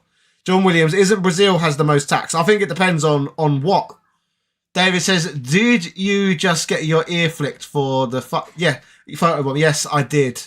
But I no sold it. You're right, I did. And you reminded me it even happened. I forgot that happened. Igo Dreamer said, taxes are the final boss. They are. And they're so hard to get around. Believe me, I know. Uncle Russ says, Mr. Top Hat should be the new Games Master if they ever bring it back. That would be great. Great idea. I'd enjoy that. So I like CM Punk. I hate Hulk Hogan. Victor Hernandez said the bouncer for the PlayStation 2 was weird. Yes, it is a very weird game, isn't it? Is it? Yeah. Mechanoid, is that right? So that's why Warhammer is so expensive here in the States. Machu says, I don't think Pepsi is the best thing for sore throat. I do. In fact, you reminded me. I better have some more. I'm not moving out. I moved in 2 years ago, BJ, and where we wanted to get to work straight away, we put on the game collection and all that, and the ceiling still needs painting, and we need to change the carpet. So in order to do more wide-angle shots, we need better carpet because this brown carpet is horrible. We have an emergency. What's the emergency? I've worked out why the boys won't go to sleep. Why won't our boys go to sleep? There's a spider right above their bed, above the top bunk, right where their pillows are.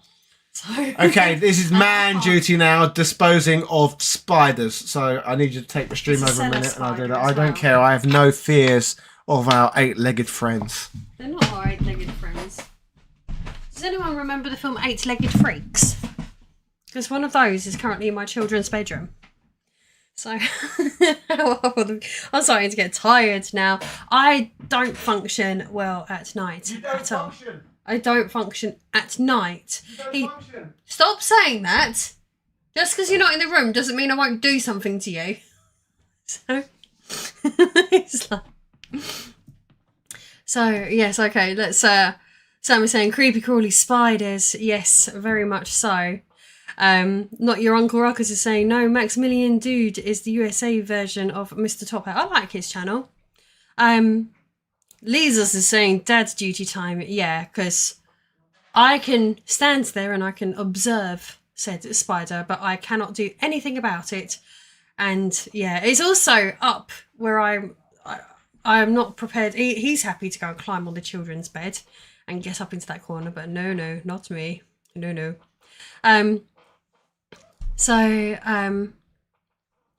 Oh God.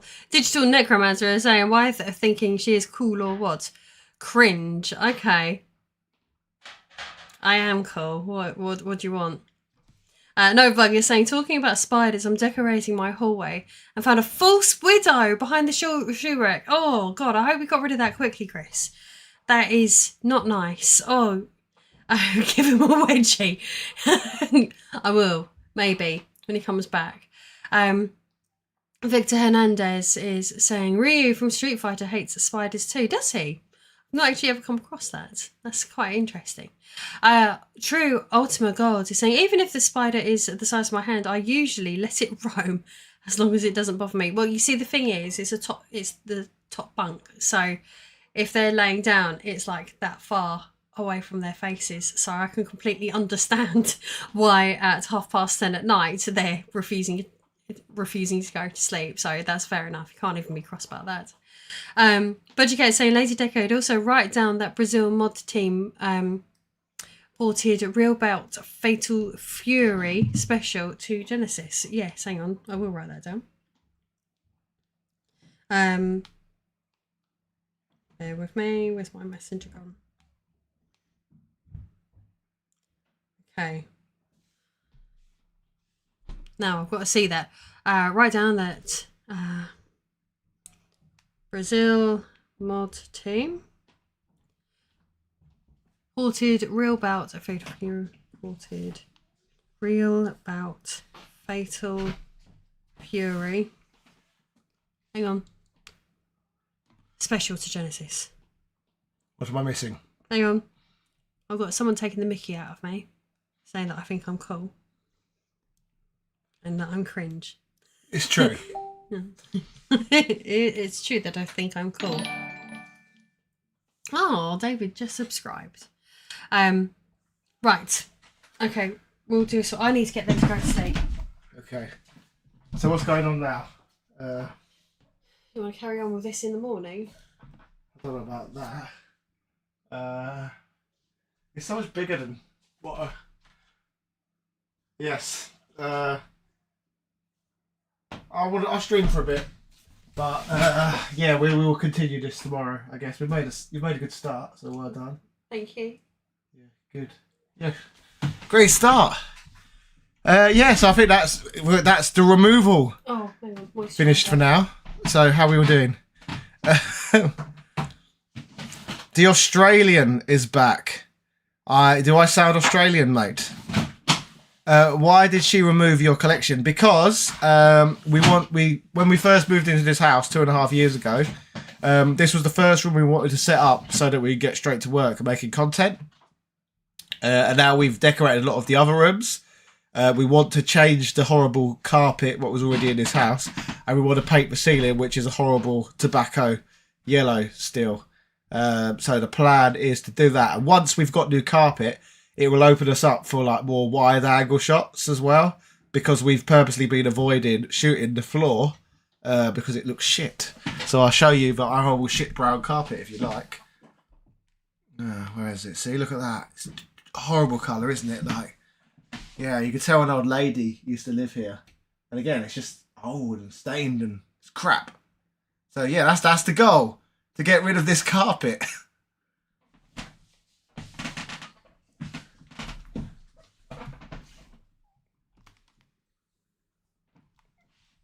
Yeah, we've got to make good progress. We've made good progress. Well, she's made good progress. She did most of it, to be fair. So, yeah, good job, Chloe. Yes, the carpet is very 70s Uncle Ruckus. In fact, my old house, not so much this one, but the house I had before this, I didn't think it had been decorated since the 70s. It looked like The Shining inside the decorating. Like, it was really like a throwback. Like, the wallpaper was just like The Shining. It was great. I would have kept it, but Chloe wanted to get rid of it all. Where was your brown sofa? Well, you know every UK person has one. I do. I'm not, no joke. Downstairs in my lounge, I have 3 brown sofas. Honestly, I've got 3 brown sofas down there.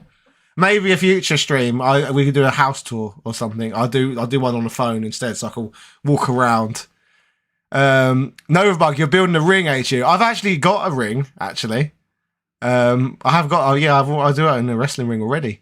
Victor Hernandez says, what do you think of action RPGs? I love action RPGs. Although I do think it's really weird that modern Final Fantasy games are action RPGs, because Final Fantasy was always a turn-based series, wasn't it?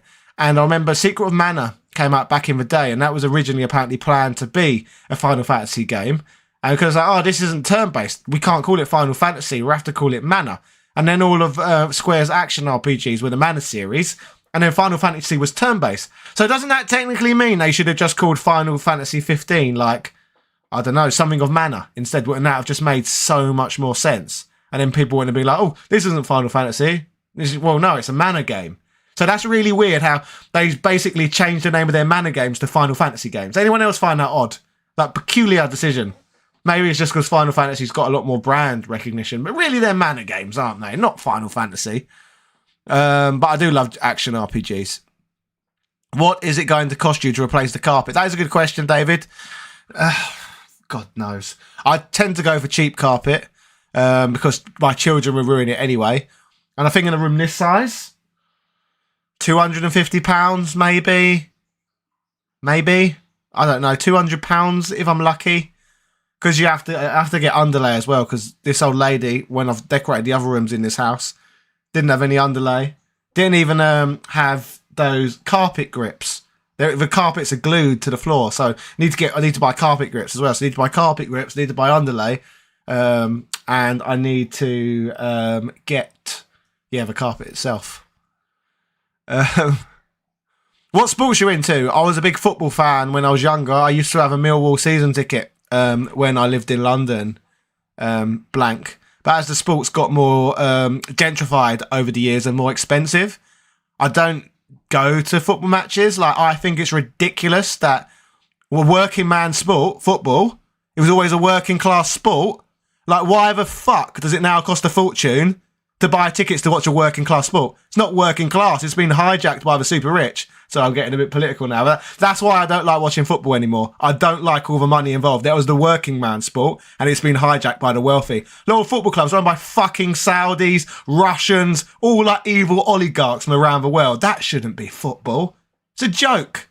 Like, yeah, it's all corrupt now. Like, UEFA's all corrupt. It's like, yeah, I was a big football fan, but I don't like what's happened to it at all. Like, even the Premier League, it's not British owned anymore, is it? It's American owned. Like, didn't things start? What's his name?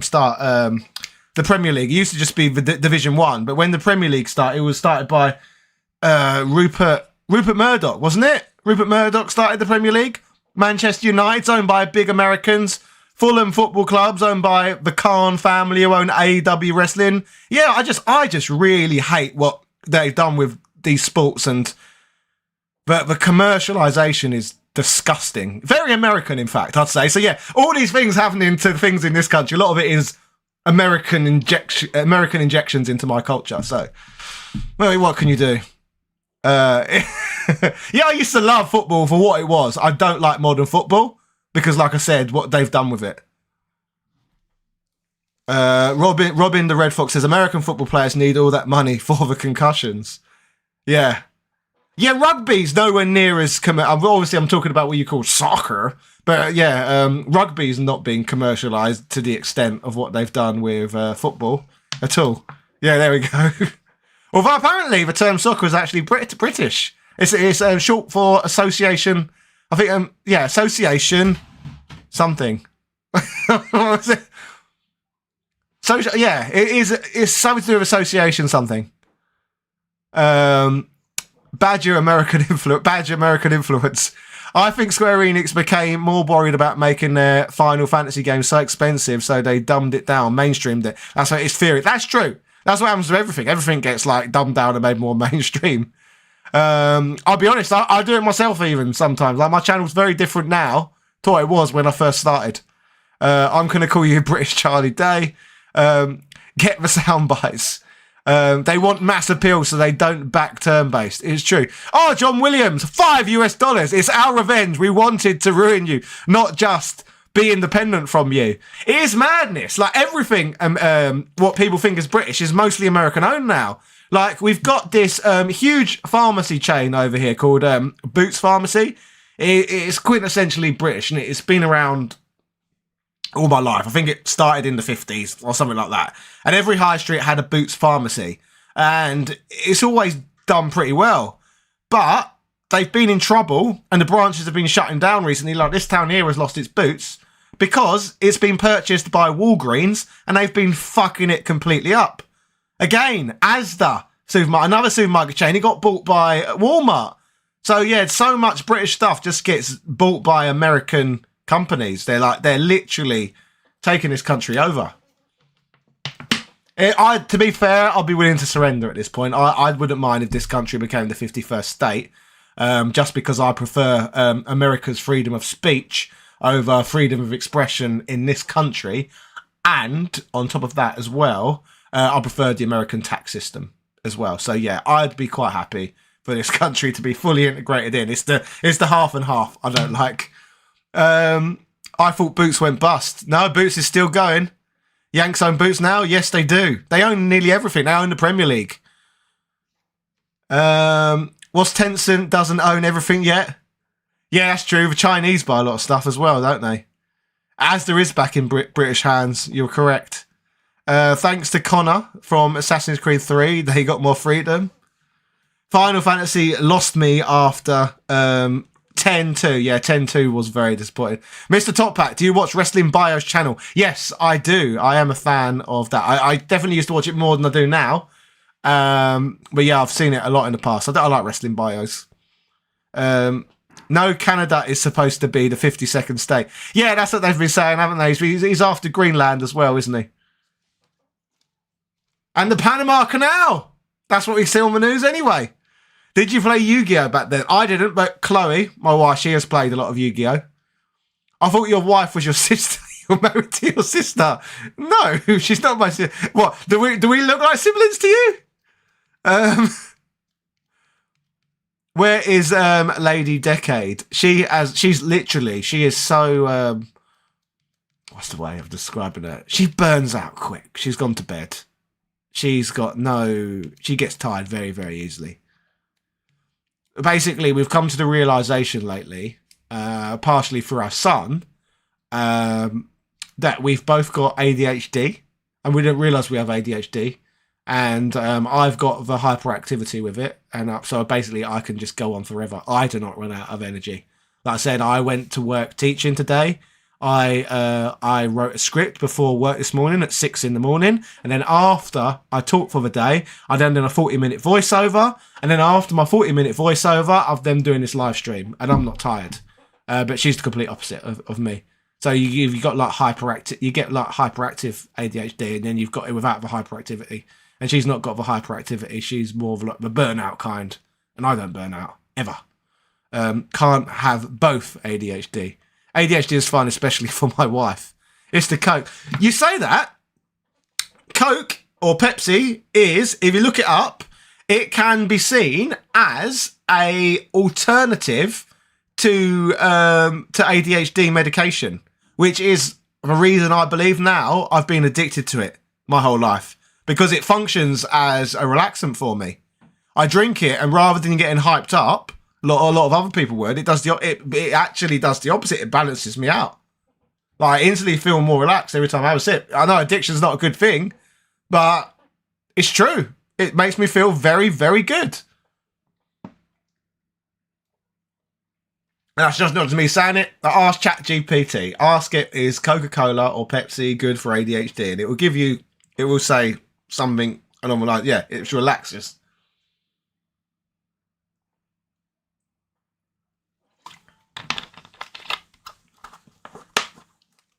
Tony Khan, the Khan family, they own Fulham Football Club, don't they?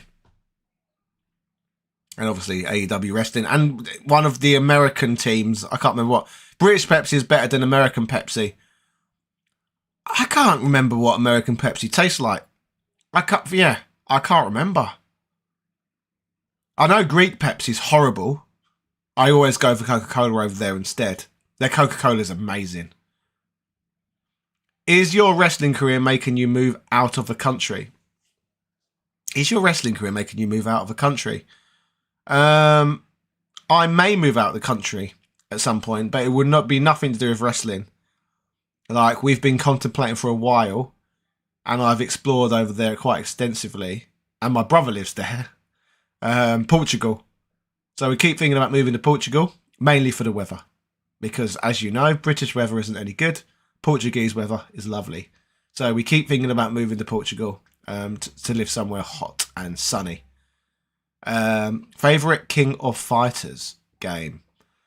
I'll be honest, I've played King of Fighters. I've played quite a few of them, but not extensively enough to be able to pick a favourite.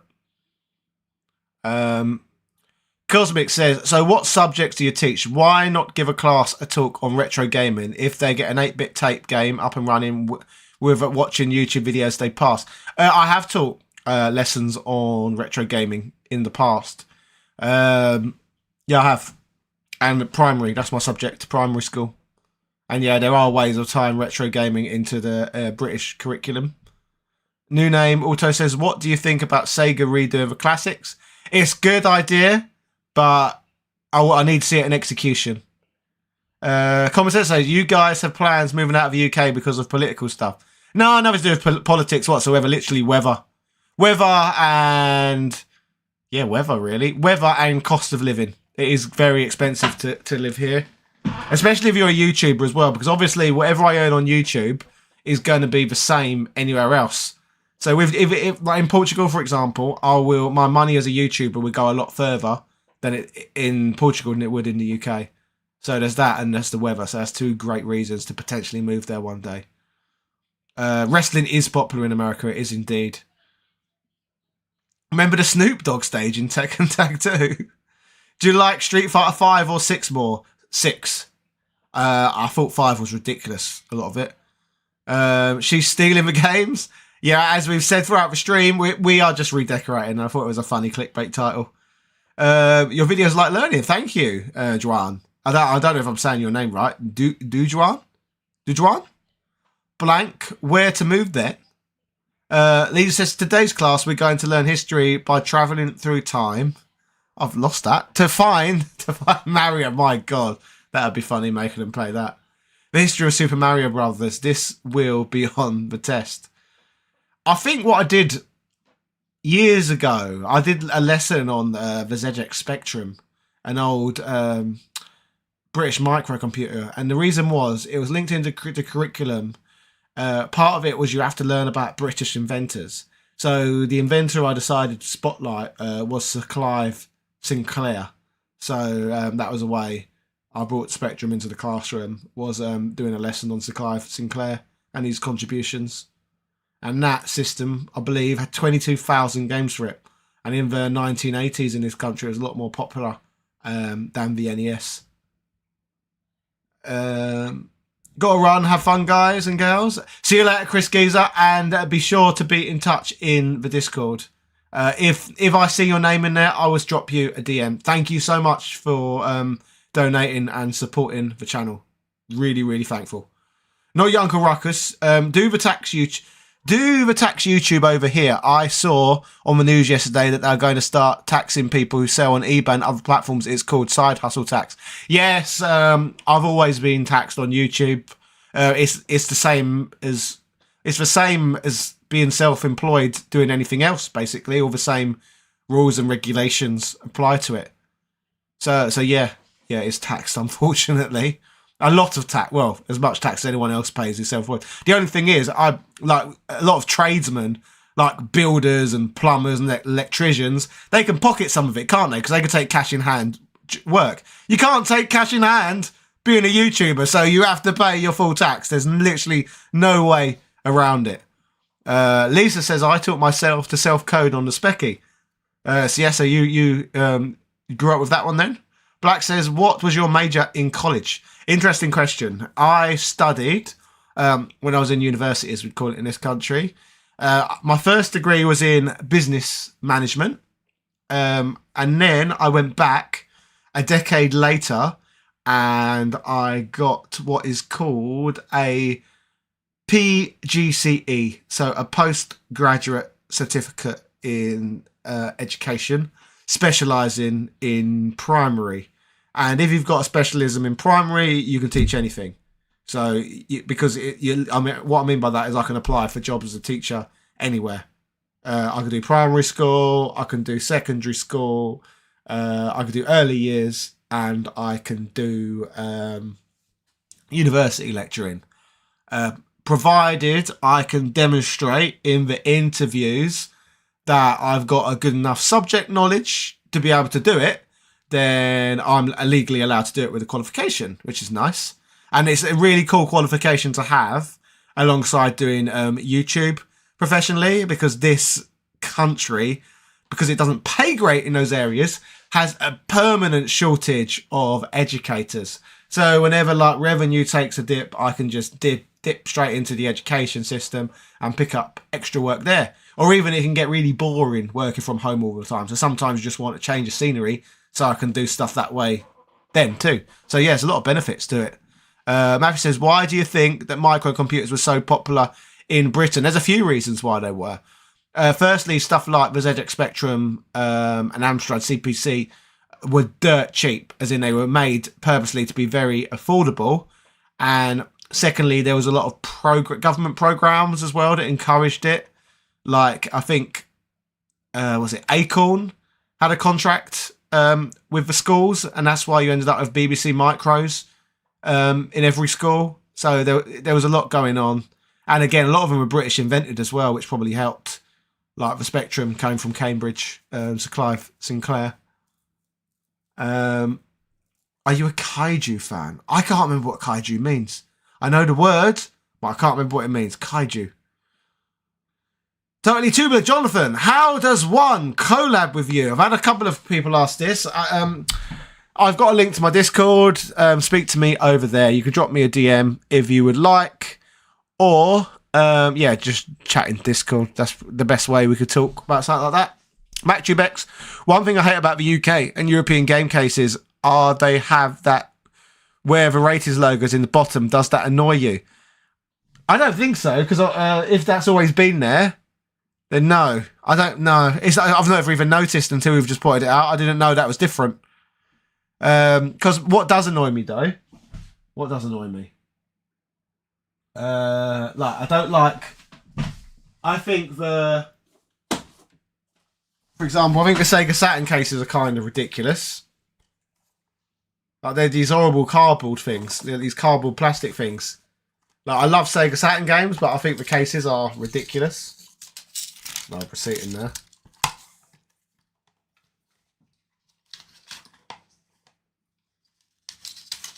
Go. Oh. What else?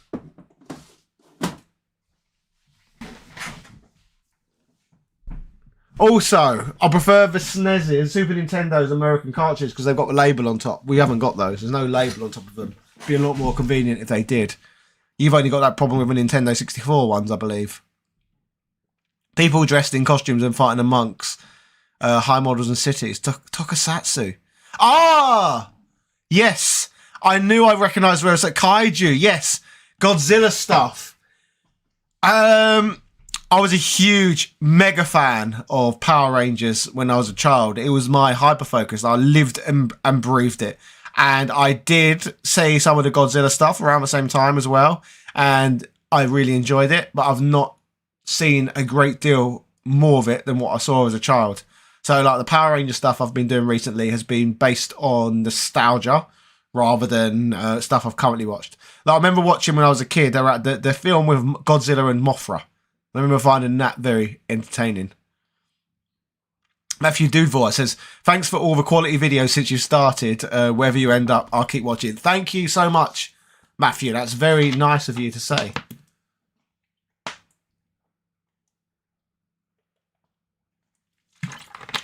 Sammy wants a Power Rangers fan, always a fan. Yeah, there is definitely some truth to that. I would really like, at some point, to rebuy all of the Zords I owned as a child, but they're so freaking expensive now. Like, I'm not sure if I can justify it or the space to put them, but I would really quite like them again sitting on the shelves. Like the Megazord, I'd like the Dragon Zord. Basically, I'd like the Megazord, the Dragon Zord, Titanus. I would like the Thunder Megazord. I would like... What other ones was that? I'd like the White Tiger Zord, the Ninja Zords, and I'd like the Shogun Zords. So if I had all of those, that would be really cool. And I'd be happy. I'd stop there. Because those were... Robert West, you look like a teacher without the hat. I hope it goes well for you. Thank you. I was teaching today, which is probably why I look quite teachery. Wartoad says, people dressed in costumes and fighting amongst ankle-high models of cities. Yeah, I like I said, I knew the word kaiju when they said it, but I just couldn't remember where from. And it's because I've been talking about it in my scripts, haven't I? Yeah, the Ninja Zords. That was in the movie. They was in the movie too, wasn't they? The Dragon Dagger was always also, yeah, we had one of those as well. Oh, do you know it'd be funny to show on the channel at some point? I need to try and procure it off my parents, but me, my brother and a cousin actually made Power Rangers, I don't even know how to describe it. We made Power Rangers content as children, like where we dressed up as Power Rangers and then talked about all the toys we owned and stuff like that. I feel if I could track that footage down, that'd be really cool to put that in one of the Power Rangers retrospectives, because then it like brings the story full circle. Of like, I'm talking about, I loved it as a kid, but then I'll have the footage to show, yes, look, this boy did love it. I think that'd be cool if I managed to find that footage. It does exist. Did you like the Zool series? I wasn't a big fan of Zool so much, although I was a big fan of the Chubba Chubba Pogs. Do you remember those? Like, I remember when I used to go to Stillness in Forest Hill was the school I went to as a child. And I used to go to the corner shop all the time. And I remember buying Chubba Chubba lollies and the Chubba Chubba Pogs, and a lot of them had Zool on them. Casey Anderson just came along, Mr. Top Hat. First time I've seen you in this light. It's going to be okay, brother. Just ask her to leave the Street Fighter games alone, and it should be all right. Yeah, we are, as I've said to other people, but I imagine people have been coming and going all night, we are planning to redecorate this room. Because when we moved into the house 2.5 years ago, it was the first room we put anything in so I could start work straight away. But we've still got an old tobacco yellow stained ceiling. Don't know if you can see it. There we go. The ceiling's horrible. And you see, look, there's kind of white walls. We painted those, and you can see the ceiling and the walls aren't the same colour. And then we've got this horrible brown carpet that also needs to go as well. And it will open it up for more wide angle shots if we can fix those two issues. The door's yellow as well. The door's still not been done. Warner Bros. Pogs, they were Tazos, wasn't they? What you used to get in the Walker's Crisps. They were good. I think I had all of those. Then they had the Star Wars ones.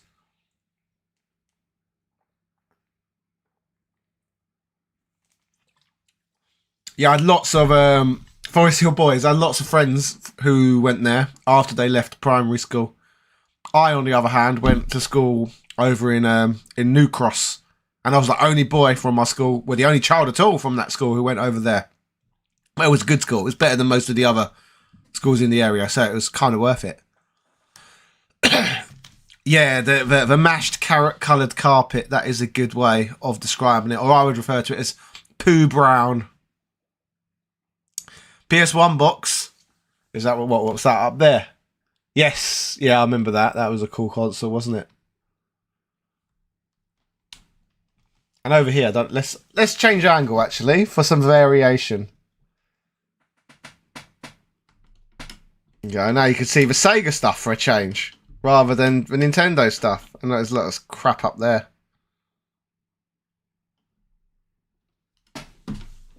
Let's recalibrate.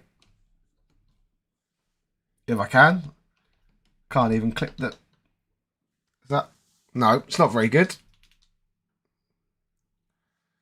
Right.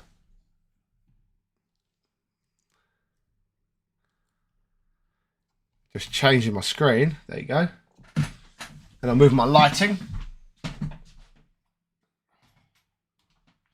And I'll move the boxes because they look terrible as well.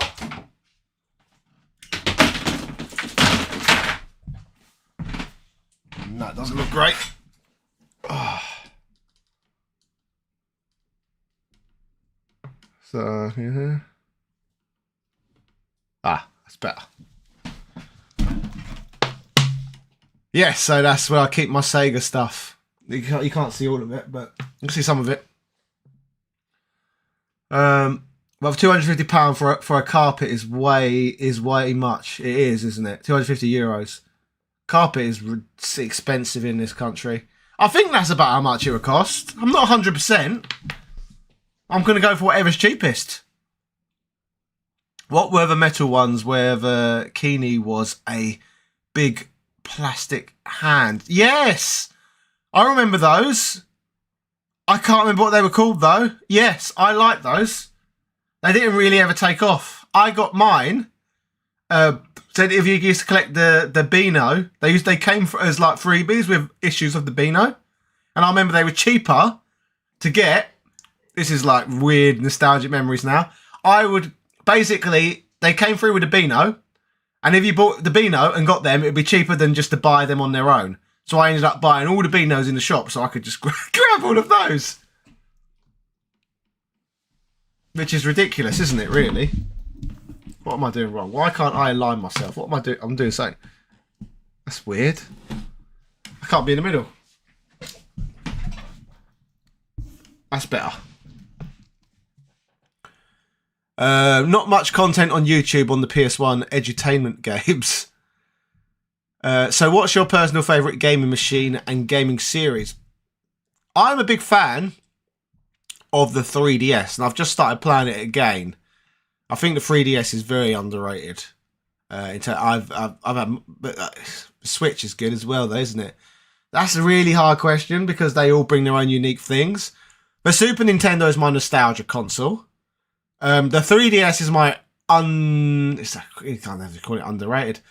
3DS, Super Nintendo, and Sega Saturn. Like Sega Saturn, if we're talking consoles that I feel don't get enough attention, or didn't get enough attention at least, it's that. I adore Saturn and the Saturn library.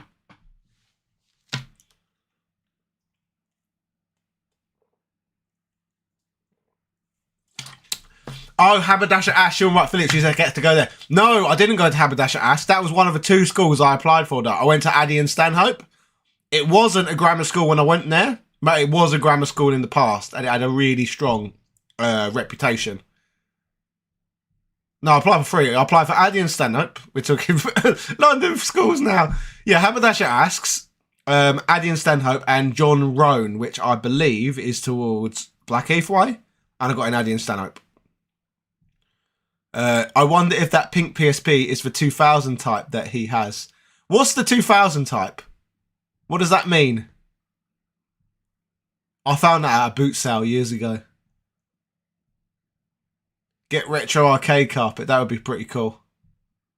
What's your favourite European exclusive PS2 game?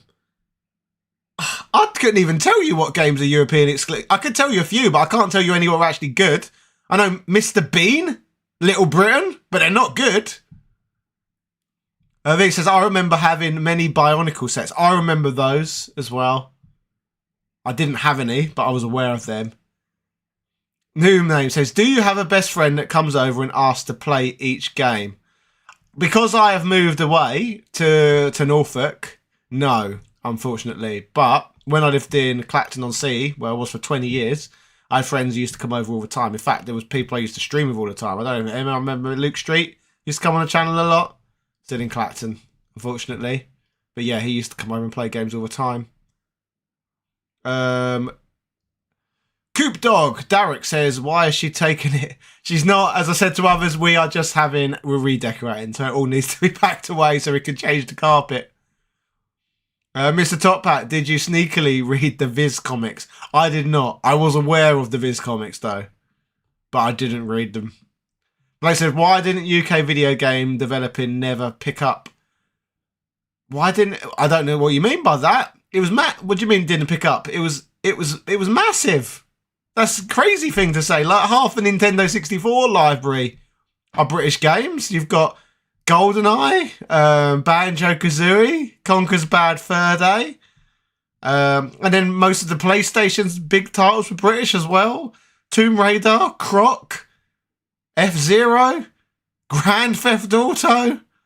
So yeah, I don't get what you mean. I thought UK game development was massive, like bigger back then than it was in the United States. Saturn and Super Nintendo, probably my favourites as well. Is there a 3DO or CDI amongst that lot? There are indeed. These are CDI games, and there's only a few 3DO games, but instead I've managed to play most of those in a more naughty way. I bought a Japanese new 3DS modded so I can play all region games. That's awesome. I've got an American one and I've got a European one. I've not got a Japanese one. Brother, did you come up with Big Daddy Top? How did you come up with Big Daddy Top Hat persona? That's an interesting. The Big Daddy Top Hat name was, I literally just saw someone call me it in the YouTube comment section once, and I thought it was hilarious. So I thought I'm nicking that. That's funny. But in terms of Top Hat Gaming Man, it was originally a character on the British wrestling circuit under the ring name Richard Parliament, the UK's only wrestler and politician. So it was a political gimmick. Basically, I satirised Tony Blair, who when I first started wrestling was the UK Prime Minister. So my catchphrase was, I'm going to give my opponents a good education. I'm going to improve the education system by sending children to school every day. It was just loads of really silly policies. So that's kind of where it came from. It was just me taking the piss out of Tony Blair, and it spiraled out from there. Rare is UK, the Arkham series is from UK, Grand Theft Auto is UK. Not much comes to mind in modern times. Blame mergers. What was I saying earlier in the stream, by the way, about nearly everything British being bought out by America? Pete's First Blood says, ever played Knuckle Bash 1 and 2? Love your stuff. Glad to see your top-hatted wrestling self, mate. GTA 7 needs to come back to London. They should. GTA isn't American. No, GTA is British, satirising American culture. That's why it's so over the top and ridiculous, because it's meant to be. Well, it's not. Yeah, it's how GTA is a foreigner's over the top perspective of what America is. That's why it's kind of South Parky, because it's not actually how America is, but it's how we look at it as foreigners, that's why it is the way it is. Kevin 30 says, you watching the Royal Rumble Saturday? I will indeed, especially now it's on Netflix. Says, I can't believe someone got rid of your games. Yep, we are redecorating. I heard you were removing your wife. She's removed herself. Pete First Blood, you getting GTA 6 then? I think everyone's going to get GTA 6, aren't they? Eventually. Stuart, made in Scotland, used to pass for office every day to work. That is awesome. The getaway means more to me than... I've missed a comment. Where's it gone? I saw that. The getaway means more to me than GTA, I assume you said, but for some reason I can't see it on there now. But whilst I've put more time into GTA, the getaway, when that was released, blew my mind. And the reason it blew my mind is because what the fuck? Suddenly I was playing this game, and the streets I was driving up and walking around in, they were streets I'd been in and recognised from real life. So that was the most surreal thing. And I was still living in London at the time as well. So yeah, anyone who's played the Getaway before, the layouts in that game, they are real London streets. Crazy at the time. Like, I couldn't believe that. Does Lady Decade like GTA 2 or just Top Hat? She's not a massive fan. She's tried to get into it, but she's never really has done. Her favourite genre is JRPGs. Action RPGs, anything RPG, basically. The Getaway was actual streets. It was, indeed. Is the WWF British Bulldog wrestler really British? He is, indeed, really British. He is a real British man. Yes. But he moved to Canada, didn't he? But yeah, there are matches. He has had matches over here as well. There are really old matches you can watch where he's still wrestling in this country.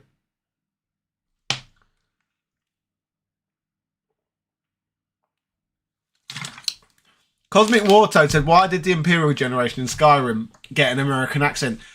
That's interesting you say that, because there are lots of strange accenty things in games and media across the board, involving crosses between American and British accents, and it does make you wonder why. Like, especially JRPGs at the moment, they've nearly always got a lot... Like, I've just played Metaphor, and for some reason, every character in the game has, like, some, like, different regional British accents. So you've got Scottish accents, you've got Welsh accents, you've got, like, Brummie accents, Scouser accents, literally representation from all over the country. But then the main character has an American accent. And I've noticed it's the same. Thomas the Tank Engine now, which is now, I think, called Thomas and Friends, again, is set in the Isle of Sodor, which is a fictional place in the UK. All the trains have got British accents, but Thomas has randomly got an American accent. So you always get these things where every character in the game has a different British accent, except for the main one, who's American. What's going on there? Sounds like some sort of favouritism, maybe. The main character always is American, and then everyone else is British. Always. So do you guys need visas or passports to go into Scotland, Wales or Ireland? No, we do not, because it's in the name, isn't it? United Kingdom. It's one country, 4 nations. You would need... I think you need one to get into the Republic of Ireland, as far as I'm aware now, since Brexit, but you didn't used to before. I'm not sure. I don't know. I'm really not sure. I'm really not sure about the Republic of Ireland. But for me, whilst I need a passport, I have got three. I'm actually part Irish, so I'm dual passport holder. I've got an Irish passport and I've got a British passport because my grandmother was an Irish immigrant. So I've got freedom of movement to live visa free for the rest of my life across any of the 27 countries around Europe, which is why I'm considering moving to Portugal, because they're all my oyster and go to any of them I want. How about Nottingham accents, Midland twangs, blooming Yanks? Because only Americans can be heroes. It does seem like that, and that's funny because a lot of these games are Japanese as well, which makes it even stranger. But yeah, Thomas, that is a really weird one. Like, yeah, Thomas is always been British, but again, Thomas Tankett, the main character Thomas, has now got an American accent. It's very peculiar. I don't think the train is canonically American. I think he's the same nationality as all the other British trains because, yeah, they are British. Because what I mean by that now, I think he travels around the world now and he meets all these different ethnic trains, which is quite funny. Like, it's a funny concept. Like, you talk about diversity and really good ethnic trains. It's funny. And they've got different ethnic features on these trains. Because when I was a kid, Thomas the Tank Engine wasn't like that at all. There is a Captain Britain, Casey Anderson. That is a real thing. Again, Marvel made a Captain Britain, funnily enough.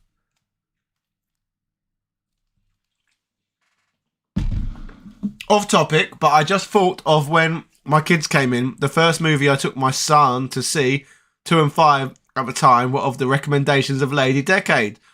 Was it the Mario movie by any chance? Because that was the first one we took our children to. What accent does Peppa the Pig have? That's a good question.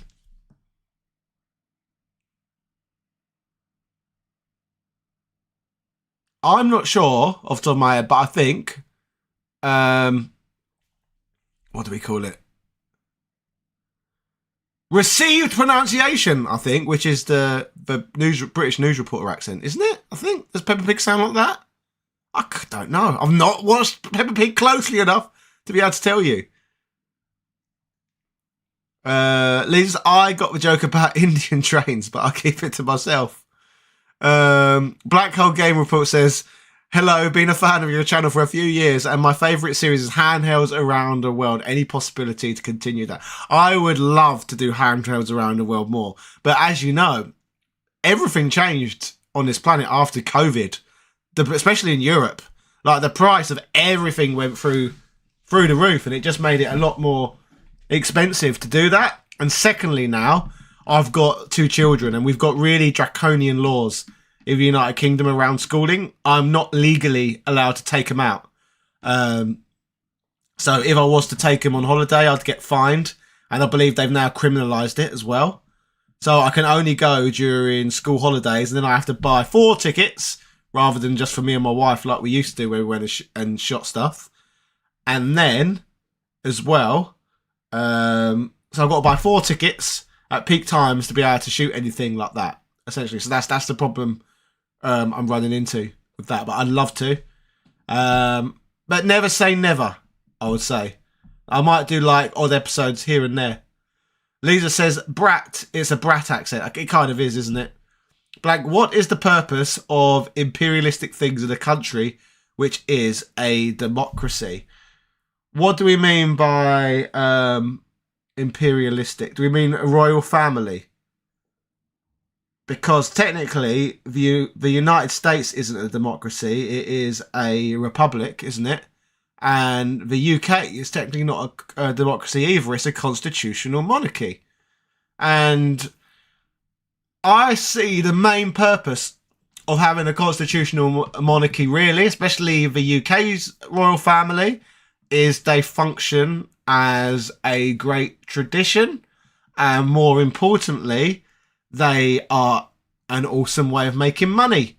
They're a huge tourist attraction that generates massive amounts of revenue towards this country. So that's that's the purpose, really. It's a national tradition, and if you got rid of the monarchy, the UK would lose a bit more of its aura. It's always got a diminishing aura anyway. So yeah, it generates a lot of money through tourism. So that would be the primary purpose, I would say. And thank you, Sam. I am handsome as fuck. So yes, thank you. Republic democracy runs wild. They should sort Parliament out before the people do. Yes, I agree. They don't actually have any power, do they? Like, I think the king can technically veto stuff, but for political reasons, obviously, he never actually would. I don't think he ever would. Lisa said, could do without having Jimmy Savile as best friends of the king, mind you. That is true. The royal family, the tourist trap, exactly. That's what we got them for. Getting rid of pedos is getting rid of pedos. Well, yeah, we do, haven't we? Like Prince Andrew, I should say. Prince Andrew doesn't have anything to do with him really now, does he? Like, he's not. At what point in your life did you realise you were handsome as fuck? That's a good question. Good question. That's a funny one. 17. There we go. When I was 17. What other questions have we got? Absolute fallacy. Looking at countries without a monarchy, they have plenty of tourism. They do, but you're correct. But it's not a fallacy. They've all got tourism for different reasons. Like, for example, Greece, Portugal, and Spain all have great tourism because of the weather. The UK doesn't have great weather. And yes, there would still be reasons for people to visit the UK, but without the royal family, that's a really, really big reason why people come here. Like, yeah, we've got London, which is the biggest city in Western Europe, and it is a financial hub, but you don't really visit places to see financial hubs. Yeah,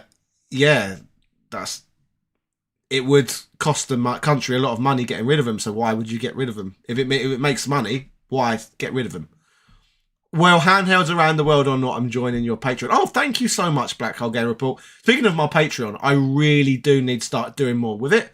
And the reason why, I'll tell you transparently, why I've not been doing much of Patreon is because whenever I post anything on there, I get I've got supporters, but they don't give any feedback. Like, I get 0 likes, 0 engagement. So it's a bit weird posting stuff into a black hole, if that makes sense. So if I had people on Patreon badgering me, say, can you do more of it than more? I absolutely would. And I would and that's the very reason why I need to get doing a lot more of Patreon. I've got to work out how to get engagement up. Because if I've got engagement up and I've got some back of a feedback loop, with no feedback loop, it's really hard for me to do stuff for Patreon. It's why I've been selling a lot more through instant gaming and stuff like that as well, generating affiliate sales as an income stream. But yeah, thank you to anyone who is a Patreon backer, by the way. Really, really appreciated. Lou the Giant Cookie says, where's your fancy hat? Yeah, I decided I'd have a relax tonight and leave a hat. Danzo Manzo! Hello, end of an era. How are you doing, good sir? Good to see you back here. Danzo Manzo used to watch my streams years ago, back when I did more of them. New name Auto. Were there other hats in mind before you landed on the top hat? I don't know, be honest. I think I might have considered a bowler hat, maybe. Come to UK, we got Greg's. Yeah, exactly. It's not got the same. It's not got the same appeal, has it? Than the most kayfabe protected royal family on the planet. I don't rate Greg's, by the way, either. I do use Greg's, not gonna lie, but Norfolk has fantastic independent bakeries. I'll take the independent bakeries over Greg's any day of the week. Much, much better quality. Casey Anderson, how many top hats do you have? I've currently got two at the moment. True Ultimate God said, also tourists would prefer to see native British people and the native culture, making London and lots of cities not the greatest places to visit. Yes, I would agree with regards to London being globalised. It does feel pretty much identical to New York City. So I've been to New York City and I was incredibly disappointed with it because it just felt like London. London and New York City feel identical. There's hardly any difference between you. Sure, you've got some historical buildings in London. We're not going to get there. Like you got House of Parliament, Big Ben, Tower Bridge, that sort of thing. But the two cities feel like twins of each other, and that is sad. Yeah, I hate that. The issue of monarchy is divorced from concepts of democracy, is connected to culture and tradition, and appeals to modernity. Don't address why many of us value the institution. The issue of monarchy is divorced from the concepts of democracy. It's connected to culture and tradition and appeal to modernity. Don't address why many of us value the institution. I'm trying to, I know you've made a point. I'm just trying to get my head around it. The issues of monarchy is divorced from the concepts of democracy. Yes, it is. It's connected to culture and tradition. Yes, it is. And it appeals to modernity. Does it appeal to modernity? I would have thought it's the opposite of appealing to modernity. And don't address why many of us value the institution. It's just, like I said, I think it's a cool tradition. New name auto, can we see the top hat? It's... What have I forgotten in here? I'm going to unfortunately have to say no, because it is downstairs and I don't want to leave you hanging. It's in the porch. Sorry about that. Stuart B, I've also followed you for years, including Top Hat Chat and Twitch. Oh, you was part of Top Hat Chat, was you, Stuart B? It was really funny back then, because we would have all of these bizarre conversations on Top Hat Chat. And at the time we was concerned, because they were just like everyday conversations, like, should we really be broadcasting this much online? Is this too edgy? But these days, it wouldn't be considered edgy at all. Like, people upload the most like controversial, over the top stuff online. It's funny how less censored the world is now than it was 8 years. Well, how old was it? About 6 years ago. The world has changed so much. Like, people are so much more happy to speak their mind now than back then. Like, it's changed a lot. Ruined by the internet. Wow, you look different. Look, because of a no hat, like Superman and the glasses. Glad you like the content, Rage Quit. That's very unpatriotic of you. Sam says, favourite wrestler? You got to say, in terms of old school, I like a guy called Les Kellett. A lot of you would have to look him up, I'd imagine. It's an old British wrestler, a lot of comedy style. If we're talking American wrestling, bit biased, but William Regal. Shawn Michaels. I love Shawn Michaels matches. I always found him very, very entertaining. The Rock. How can you not love The Rock? We'll stick with those. Independent takeaways do better burgers than McDonald's. That's true as well. I'll give you that. So that says McDonald's isn't the best burger in the USA. Do you know what burgers I do like if we're talking like American fast food? I don't know how popular it is over there, but I find myself eating a lot over here. Five Guys. It's not been in this country for a great deal of time, but I really enjoy having Five Guys. Stuart B during lockdown as well. Cosmic Warto, better a king or queen than a politician. That is true. That is true. I've got to give the royals credit where credit is due. The Queen was always far more dignified than any of the politicians. And like, yeah, look how embarrassing every like US president has been. Look how embarrassing every UK Prime Minister has been. The Queen was never up to any of that ridiculous tomfoolery. She was dignified and respectful the entire time throughout her reign. Yeah, so you got to give them that credit. What British movie would suggest, as you have to watch it, what British movie would you suggest you have to watch it no matter what? Gosh, there's so many. Snatch. It's no favourite of mine. It's ridiculous, and it's got Brad Pitt in. Check out Snatch. Great gangster movie by Guy Ritchie. The Football Factory is a film close to my heart, again, because it was literally filmed around where I grew up, around Millwall Football Club, my club, what I used to go to as a youngster, and it was made in 2004 as well. So not too long after the period I would go regularly as well. So Football Factory and Snatch, they're my two recommendations for British movies you should watch. Who is your favourite wrestler of all time, and who is you wish to wrestle? I already said so. Like, who would I love to wrestle? Goldust, and he's one of my favourites of all time as well. Love Goldust. R-Truth. R-Truth's great. Santino Marella. You can tell I like the comedy wrestlers. I chose your life over the Royal Rumble. I chose your life over the Royal Rumble kickoff 100%. Oh, I didn't realise it kicked off today. What day is it? Is it on a Friday? Or is it like a 2-day thing now? Morley's Chicken. I forgot about Morley's Chicken. Five Guys is lit. It is indeed. Do you like Dags? Yes, I do like Dags. I've been thinking about buying a caravan, funnily enough, as well. Like a really old, shitty one. I thought it'd be really funny, like an 80s one, and deck it all out of 80s consoles and stuff. Casey Anderson, you do look at different with that other hat. I've been subscribed for years now. I told my wife, it got loads of this. She said, who's that? I said, oh, mate, Top Hat does the game reviews I watch. Yeah, a lot of people say that. I look different without the hat. It's weird, isn't it? And a lot of people are always surprised as well that I've got hair. Like, a lot of people think I'm bald under the hat. Maybe they think that's why I wear the hat.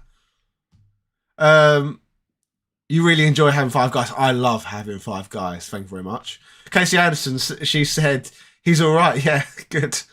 Steve said, tell your wife if she touches your game collection, you'll divorce her. That's your property, not hers. Basically, she's been putting it all away so that we can redecorate in here. As I've said, probably 100 times throughout the stream now. We got a horrible yellow ceiling, what I want to paint white, and we've got horrible brown carpet down there, which I want. And then we'll be able to get more wide angle shots. Did you ever wrestle Jim Sterling? I thought he was going to say Jimmy Savile, because he used to be a British wrestler as well. And the answer to both of those questions is no. I've never wrestled either of those people. Simon Miller, wrestled Simon Miller, if you're aware of him, in terms of like influencers who wrestle. And I've been on loads of shows with the guy who's currently wrestles as Gain as well. He's like quite like well known on the internet now as well, isn't he? Like a lot of people in WWE UK, obviously, are people I used to wrestle a lot as well. Like I think I'm 3-0 victories over Pete Dunne, for example.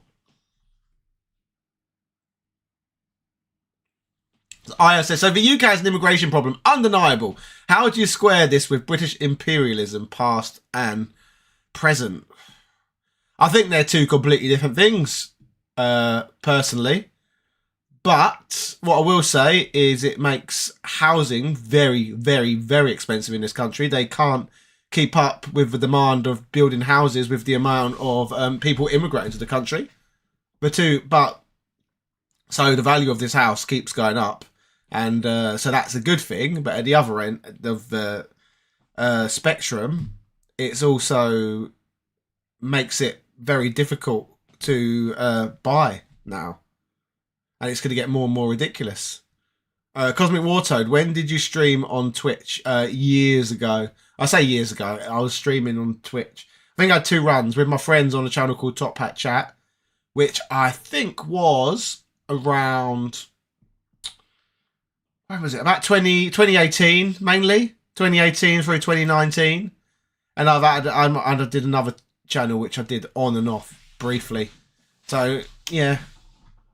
Budgie Cat, Top Hat, breaking game news. Multiverses is officially shutting down after Channel 5 with Aquaman and Lola Bunny online will die after May 30th. I've not put any time into Multiverse before.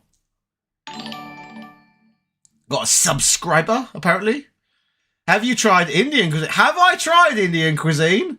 You got to be joking, right? Oh, this is Britain. We eat so much Indian food. Like a ridiculous amount of Indian food. Yeah, well, all the time. My wife cooks Indian food all the time as well. She's a quarter Sri Lankan. She doesn't cook Indian food just because she's a quarter Sri Lankan, because a lot of Brits cook Indian food. But yeah, we eat tons of Indian food. We go to Indian restaurants all the time, yeah. So yeah, love it. Jimmy Savile was a wrestler. Yeah, look up his matches. They're still on YouTube, I think. Dark history. Like, people think Benoit was the worst wrestler. No, Jimmy Savile says, hold my beer. New Name Horror says, didn't know you wrestled. Where can you see your matches? Type in Richard Parliament on YouTube. My most recent uploaded match was at around Halloween. I'd look for Top Hat Gaming Man Who did I wrestle? A promotion called FPW. That's my most recent match online. But I used to wrestle all the time. But now I'm more like Goldberg, a few times a year. But when I was younger, I was semi full time. That's the best way I can describe it. Like there was weeks where I'd have like 9 matches in a week and stuff like that. Which sounds very full time, but that was just like during school holidays when there was a crazy amount of British wrestling shows. I've even wrestled for TNA, actually.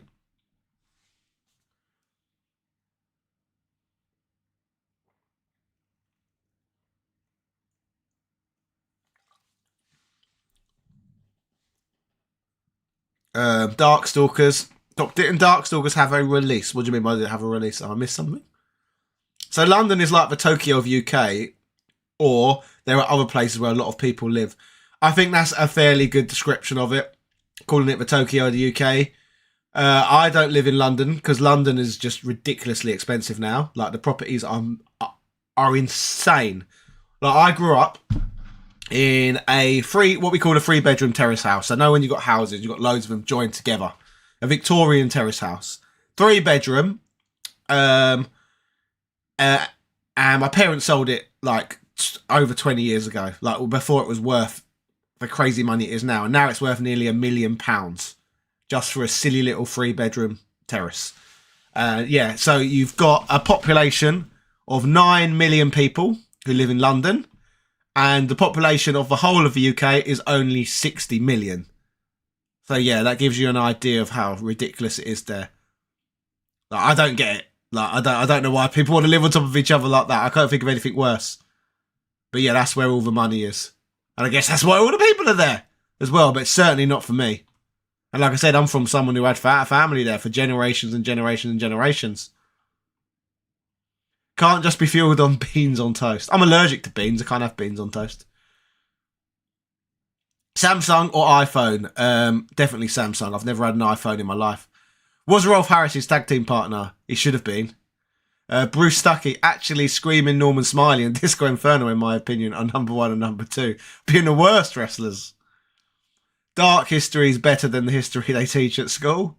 Last I saw you wrestle, you were doing a promo about Simon Miller. There's a match with me against Simon Miller on YouTube as well. You ever have a ketchup sandwich? No. That sounds revolting, Bobby. Bruce Stuckey, wasn't your wife removing your game collection? Yes, until she ran out of energy. She always runs out of energy. Bobby, it's glorious, I assure you. What, ketchup sandwiches? I remember when people used to eat sugar sandwiches. You look bigger without the suit. Do I? Interesting. I can't wait for Ninja Gaiden 4, but I'm still 8 o'clock Ninja Gaiden on the game. Exactly. But the what's it called? Ninja Gaiden, always been very difficult. I actually don't have a clue who's going to win the Royal Rumble. I've not been following it closely enough to, yeah. I don't know. It's probably CM Punk, isn't it? I'd imagine. In Minnesota, Midwest, you can't get a decent house for less than 500k. It's ridiculous. See, that wouldn't be considered ridiculous in the UK. That would be considered fairly moderate. That would be very moderate by UK standards. Like, I live by UK standards in the middle of nowhere, and this house is worth around that sort of value. And this is considered a cheap part of the southeast of England. So I guess it's because this island, like I said, is so... There's just not enough houses for the amount of people here and the amount of people coming in. It's insane. How many games do you have for her to get exhausted? How many did she manage? I reckon she managed about 400. She probably put 400 away. Yeah, $500 for a house in the UK, that would be considered... I wouldn't say... Yeah, in the southeast at least, that's more of a lower scale.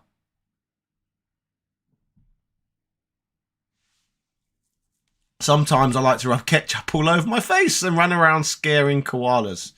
That sounds great fun. Are you Australia-based then, Barbie?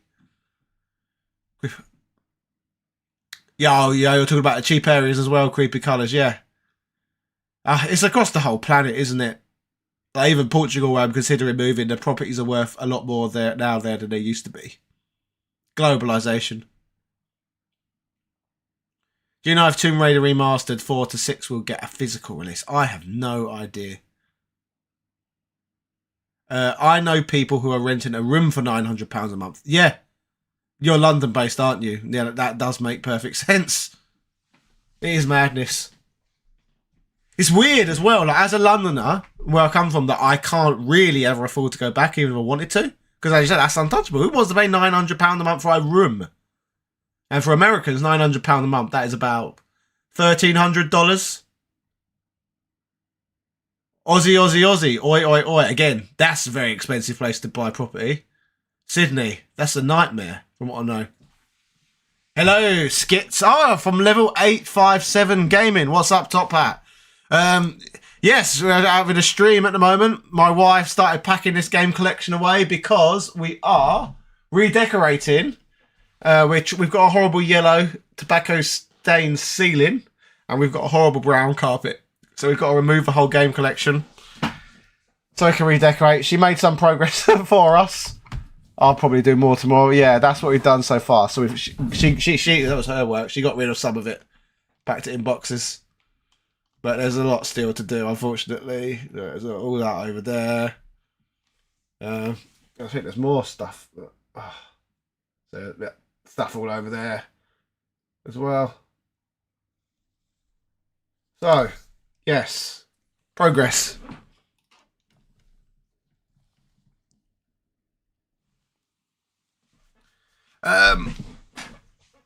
Top Hat, have you ever got a chance to play Epic Chef? Please do a review of it. I don't think so. I like, what's the old game with a chef in? You play as a chef on the NES. I can't think what it's called. It's quite an expensive one. Someone's going to have to tell me. I made a video on that years ago. What's it? You play as a chef? I can't remember. Someone will know in the chat, I bet. Watching the clip, Moustache Parliament with Trey Savage. Yes, I did always have a moustache. I still do, to be fair. Whenever I book it, I will shave it into a moustache most of the time. Since Amazon and Steam, the late night game opening part of gaming culture died. Yeah. I moved to northern Texas from California. The homes are millions in Cali. Yes, that is another place where they're ridiculous. But yeah, that's got to be crazy, isn't it? Because in California, you've got the big city, haven't you? Of LA. But then you've got the weather as well. So you've got amazing weather and you've got a city. Yeah, that's got to be asking for like insane money for everything. Family got a house for less than half the place in California, Texas, exactly. The smoking explains the yellow ceiling. Hate to think what caused the brown carpet.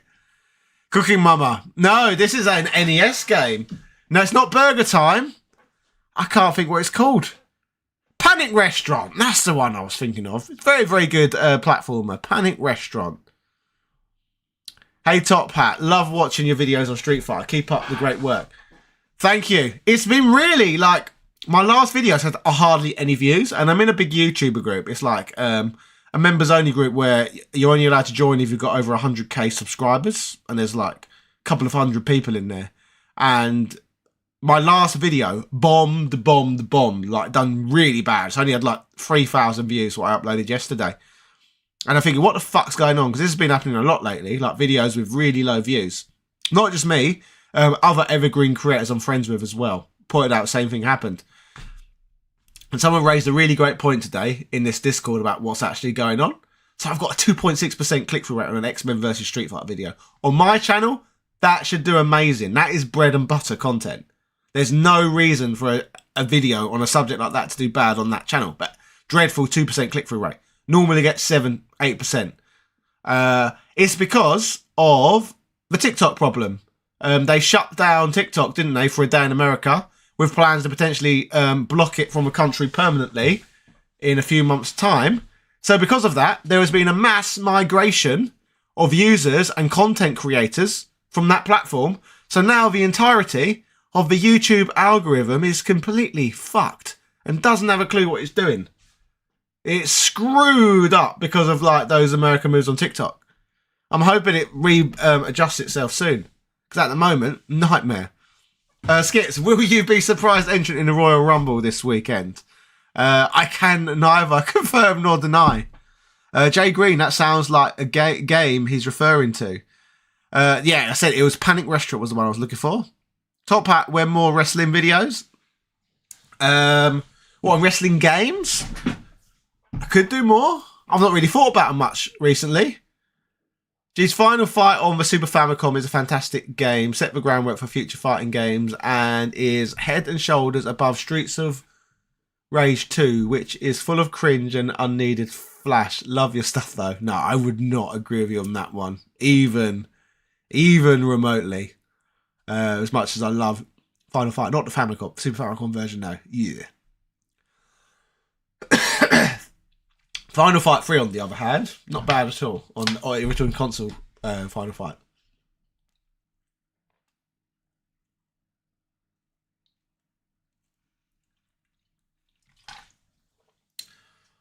Game collection live test. Pull out Shadow of a Ninja for NES and hold it to the cam. I'm not sure I've got that one. Blank. People must like rain there. Exactly. That is it. The rain is ridiculous. I hate it so much. I hate the rain. I hate the cold. I think we all do. Yeah, that's what TikTok refugees. They are TikTok refugees. That's what I was saying. YouTube's now got a migrant problem from TikTok users. And the algorithm's just clocked up and fucked. We do need a border to stop the TikTokers ruining the platform. Black Hole Game. As a blind gamer, I play Street Fighter when things blind. Which is your favourite Street Fighter Alpha game out of the 3? That's impressive that you can do that. And I like the 3rd. Just because I just like the really big expansive roster in that one. You've got all the Street Fighter 2 characters. And I think Street Fighter 2 characters are great. And then you've got other ones. You've got Dan, Hibiki, and Sakura. I didn't get notified of your last video. I don't think anyone got notified of my last video. Like I said, TikTok, their migration over to the platform has fucked it at the moment. And I'm hoping it's going to balance out. I mean, you're wrestling. I'm not sure when I'm going to wrestle again. The last match I had was last month in December. Victor Hernandez, remember Primal Rage? I do remember Primal Rage. Streets of Rage live action. That could be a good idea.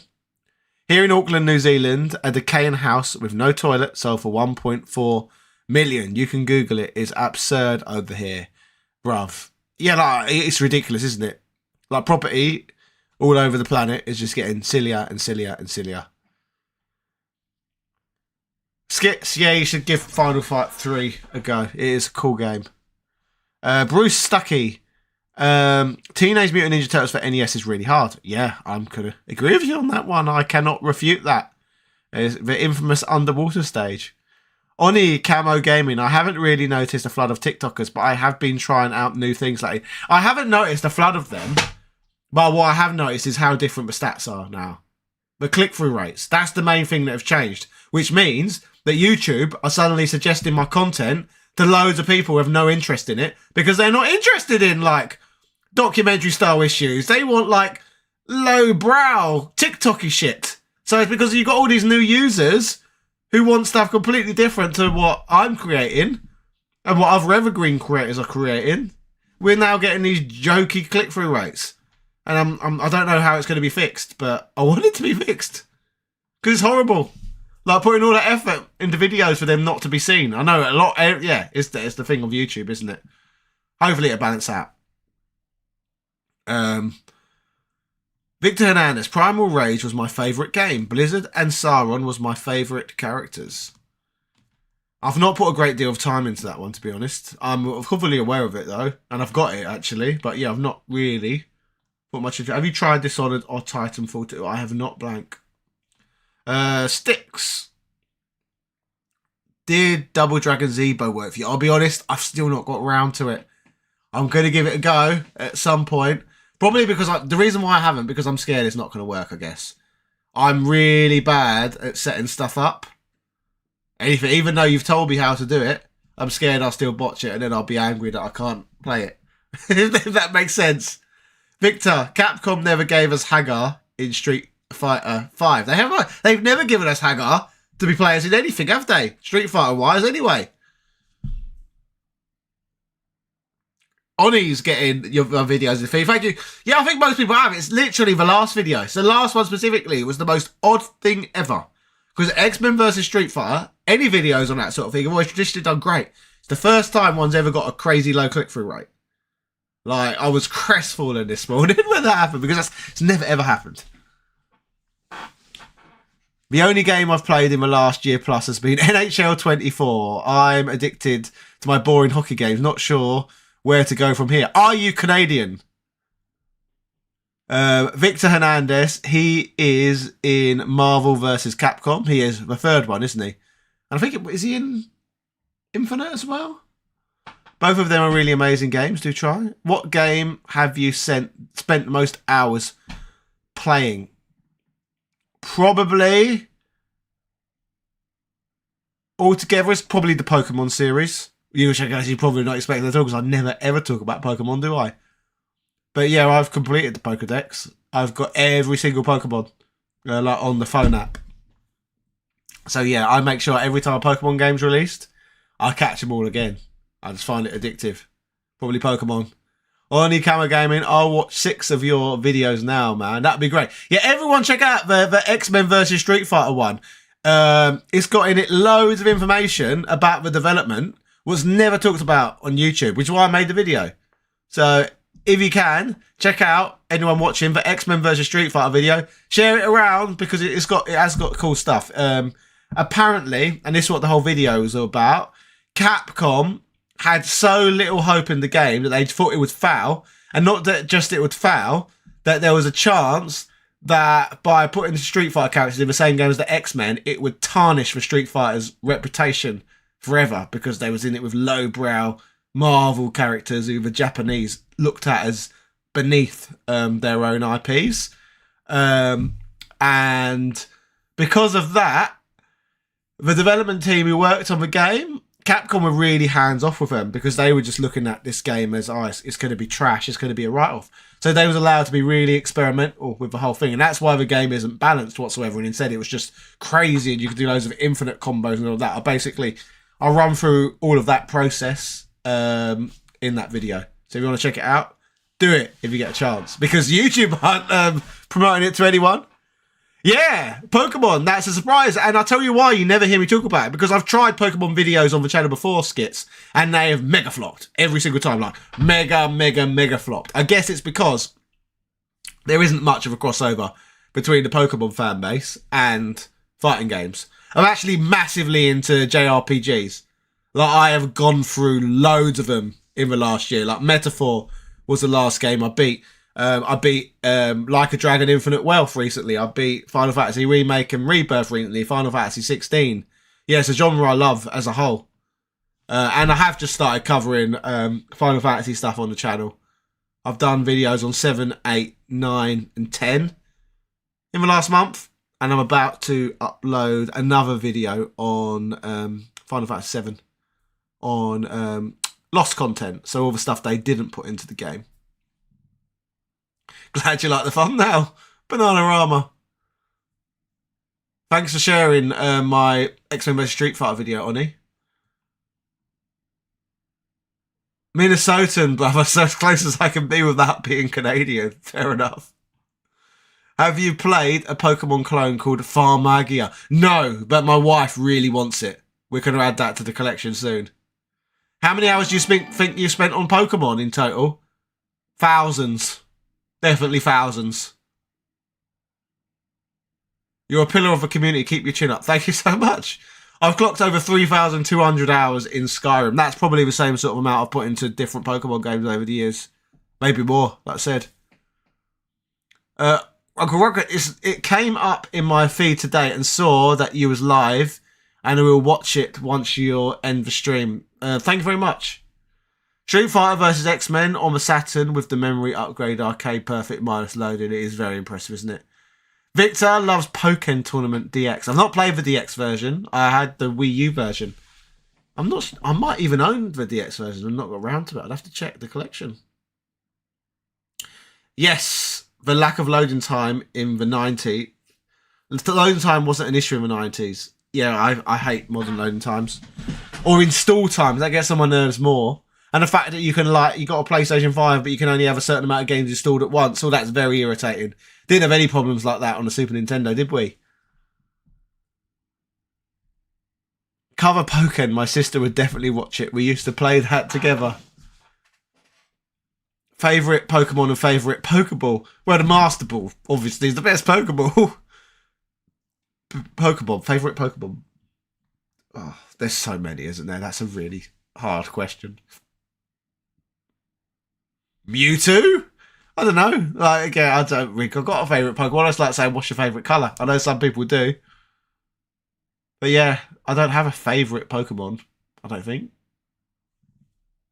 Ever played Legend of Legaia or Legend of Dragoon? No.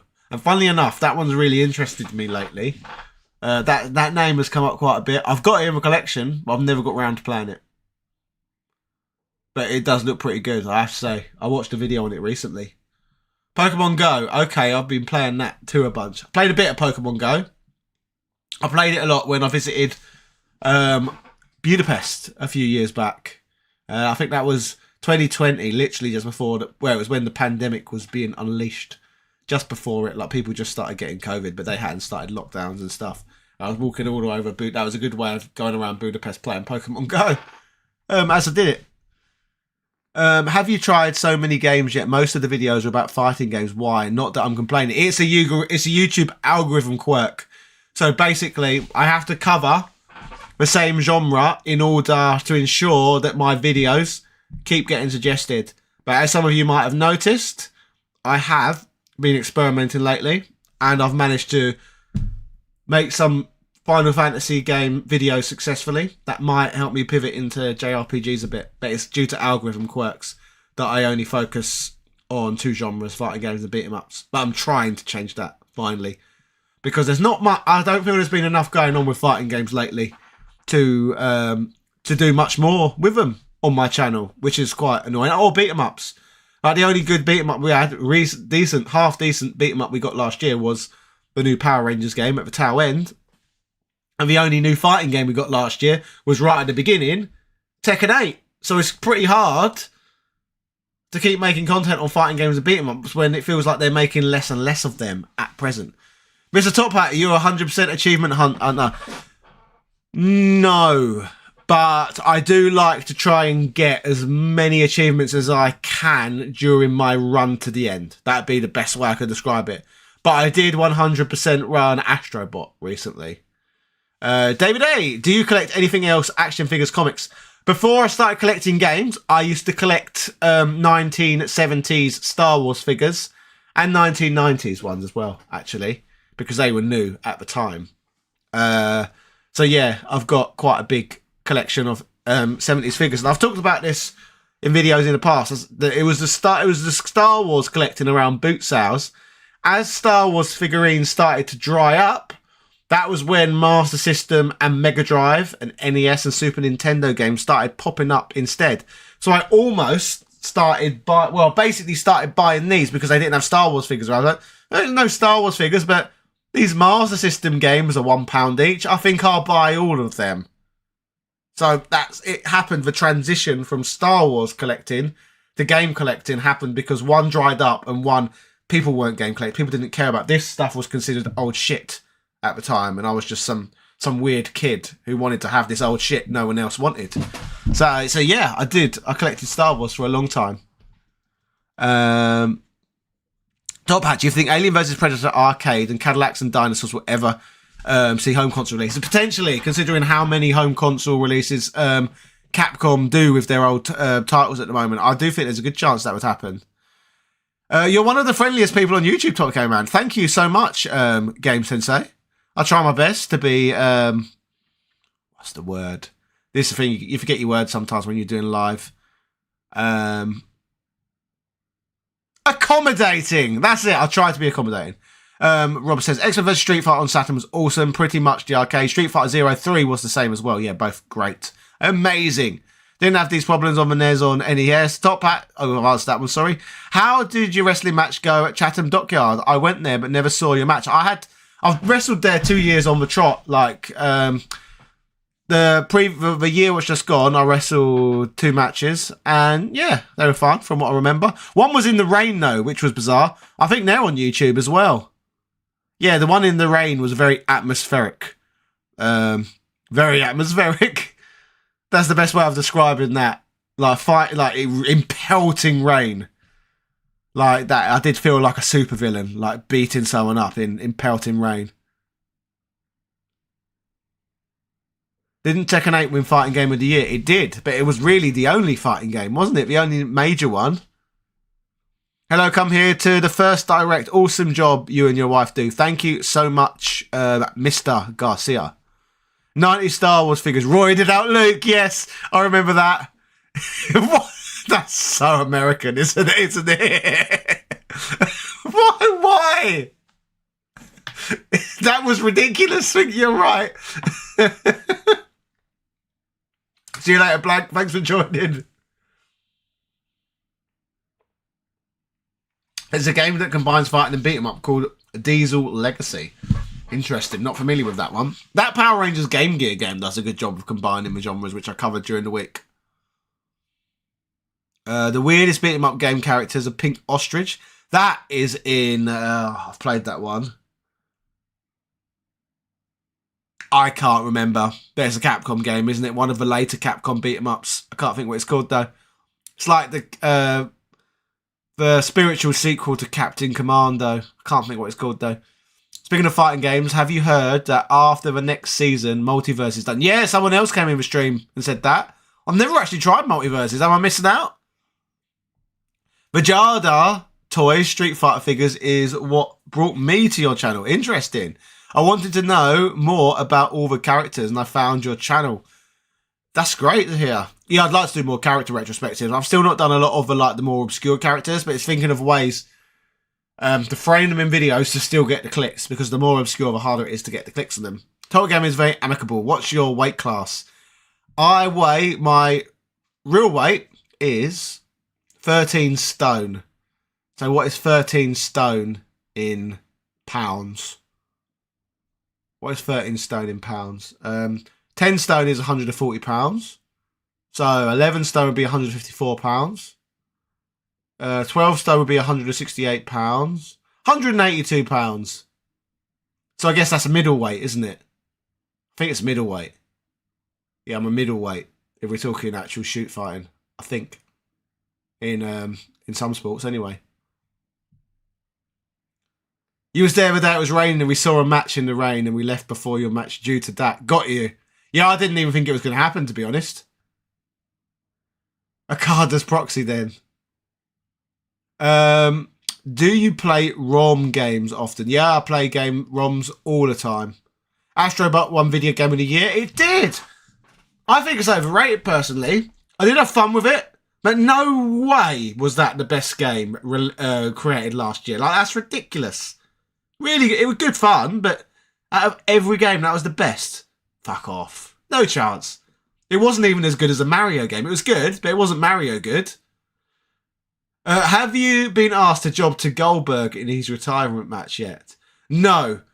But, no joke, I have dreamt I have jobbed to Goldberg before. I think I could do a really good job jobbing to Goldberg. Like cutting a heel promo with a shit-eating grin and then getting battered by Goldberg. I think that'd be great.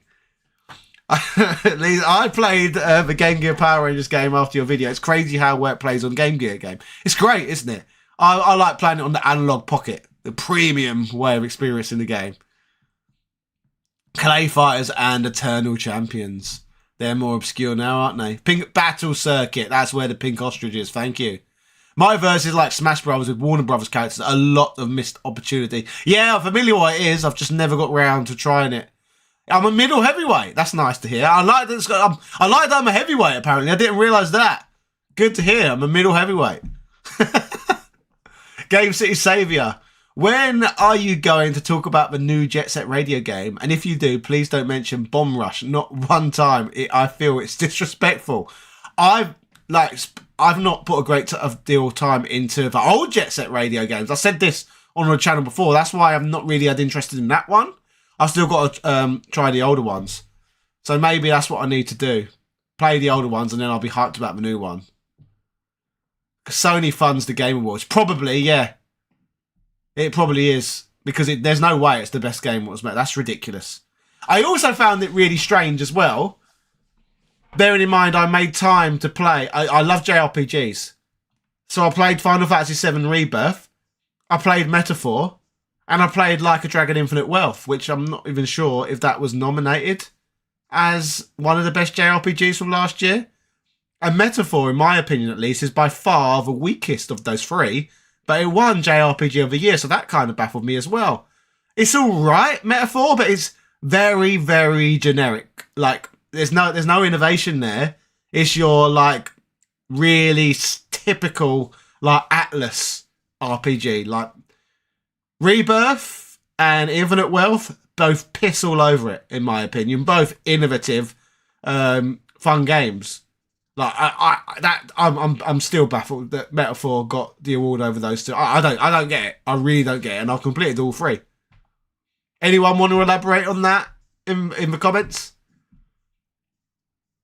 Do you and your wife still actively collect Grizzly games? Are there any game growls on your wish list? I've got a little bit more into it lately, but it tends to be more with more modern stuff.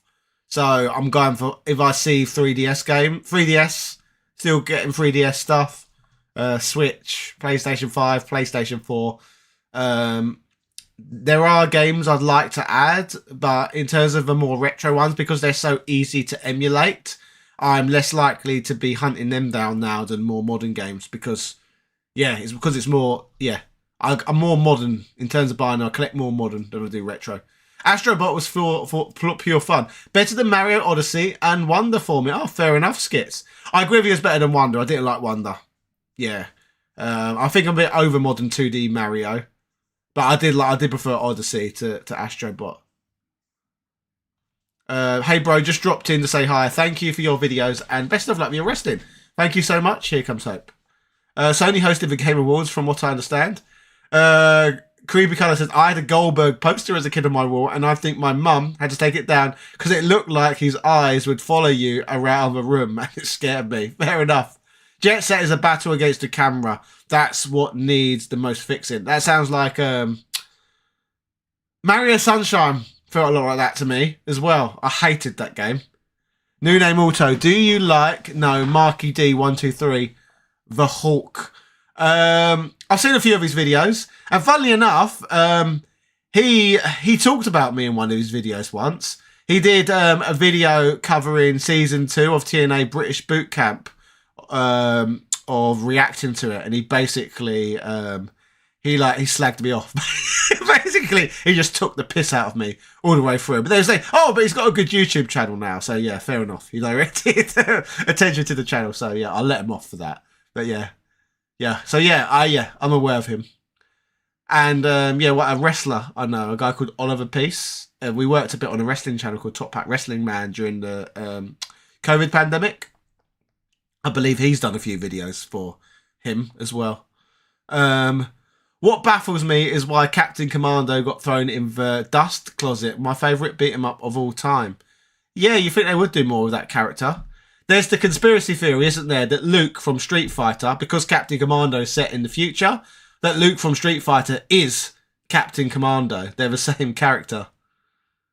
There's a lot. They've got the same tattoos. Apparently, they dress in like the same colours, and there's a lot of other things that suggest they are the same person.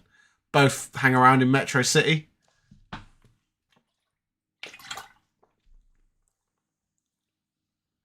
The original Jet Set Radio is way better than the Future, in my opinion. Future just has a bunch of ground rails and doesn't require much skill.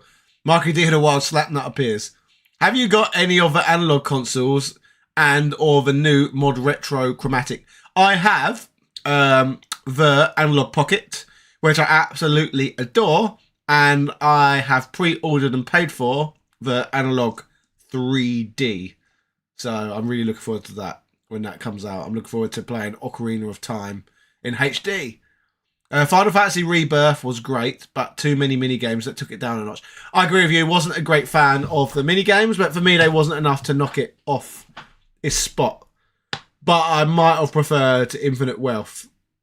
Those games are amazing. Like, I am buying what's it called? Is it called Like a Dragon?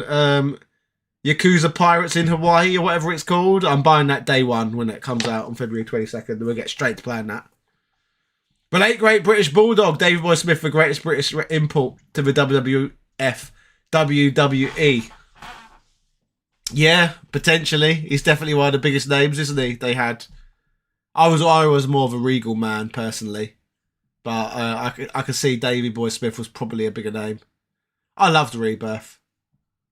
And again, yes, Oni, you can join the Discord. There's a pin link at the top. Anyone who wants to join the Discord, there's a pin link right at the top, I believe. J Rob said, if I had a wife and she removed my game collection, we are getting a divorce. Yeah, I don't blame you. She's only removing it though because we are redecorating. I just thought it was fun clickbait. And she was here at the beginning of the stream physically removing it. So look, there's the progress she made. So we're getting new carpet and we will be able to use this space much better for filming. Because at the moment we avoid filming the floor because we've got an old carpet what's been there since before we moved in. Do you have a Turbo Express? I do not. I've borrowed one before and experienced it. It's a cool device, but I did not own my own one. Got a Lynx, mind you. Got an Atari Lynx. But not a Turbo Express. Where are we? Wish there was a Street Fighter 2010 costume for Ken in Street Fighter 5. J-Rob, I'm going to need that Power Rangers game from Game Gear for the Switch. Yeah, you can actually play it though on the Analog Pocket. That's the premium way to play it from my experience. Great device to play it on. Paige was NXT's greatest import apparently. Paige, where she's from is a city called Norwich, and it is a 20-minute drive from this house I'm sitting in right now. And I have wrestled her brothers many times, Zach and Roy. Actually, her brother's there now, isn't he? He's on the roster. I used to meet, he was a really good opponent for me, Zach. I had some of my best matches against him. Because, we gelled really well. Like, you've seen what his gimmick is. Like, he plays like a British hard man sort of thing. With my snooty politician thing, it worked really well, like, against each other. Wheel handhelds around the world return. This was brought up earlier in the stream. I'd love to, but again, it's a costing thing because I've got kids now and they're in school full time. And to leave the country, we can only go into school holidays, and that really puts price up. We're travelling anywhere. So there will be specials here and there. I think we've been doing handhelds around the world on Chloe's channel, my wife, Lady Decade, over the recent years. There's a couple of years. That's where we've been doing more of a filming abroad recently for her stuff. But yeah, her parents really like me as well, actually. Because they were, as you probably know, they were wrestlers too. They run the promotion. Rig was a nice guy. He played his role very well. Yes, I think he's great. What about open world games? Did you ever play Sleeping Dogs? Oh, yes. I adore Sleeping Dogs. Really, really good. But on the wrestling subject as well, we're talking British wrestlers. Will Ospreay. I don't know if any of you are familiar with him. He's in AEW now. He had his first match in front of a live crowd, a crowd of 200 people, in my parents' backyard. So yeah, I've had lots of matches with him as well, Will Ospreay. Yeah, he was a good friend of mine. Brother X, you're going to get rid of the carpet. We are indeed going to get rid of the horrible carpet. I remember you had a little skit where you would chat with like 3 of your friends. Might you continue that series as well? You guys had a lot of fun topics. I'd love to go back to doing Top Hat Chat, but I've moved away now. So no, unfortunately. We could do it via webcams, but I don't think it would be the same. Why didn't Big Daddy Top Hat go to WWF or WCW? To be honest, there's quite a lot of reasons. Firstly, I started training in 2006. And you've got to think how different wrestling was, especially in America in 2006. Wrestlers were much bigger back then than they are now. Like, the only people who had made it to the top, who was my sort of size at the time, were roided to fuck. So we're talking people like Eddie Guerrero, Chris Benoit, and then look what happened to them, sort of thing. It wouldn't be till after that people like Daniel Bryan would pop up with more natural physiques who would end up doing really well. So for a long time, it just looked impossible for me. Because to me, in my mind, the only Brits that had ever made it to the top of the WWF was obviously the British Bulldog and William Regal. So if there's all these wrestlers out there, and yet so few have made it, and the only ones who have made it, they'd taken a load of steroids, something I never, ever wanted to do. I had any interest in. Like, I didn't want to die early. Like, if I was Eddie Guerrero, I'd already be dead. He died younger than I am now. I didn't want to be that. I didn't want that as my future. I didn't want to touch any dirty drugs or anything like that. I've never have. I'm a pretty, apart from, this is my vice, Pepsi Max. Apart from that, I'm a drug and alcohol free sort of guy. So size, that was the first thing that was always a mental block from the beginning. But it did start to change. And people always said I should go for a trial. And I was always umming and ahhing about it. And I should have spent more time in the gym too. As we all probably should have. And then we got to 2014. And TNA did their British Boot Camp series. I don't know if anyone remembers that. Season 2. And I turned up for an audition. And they loved me.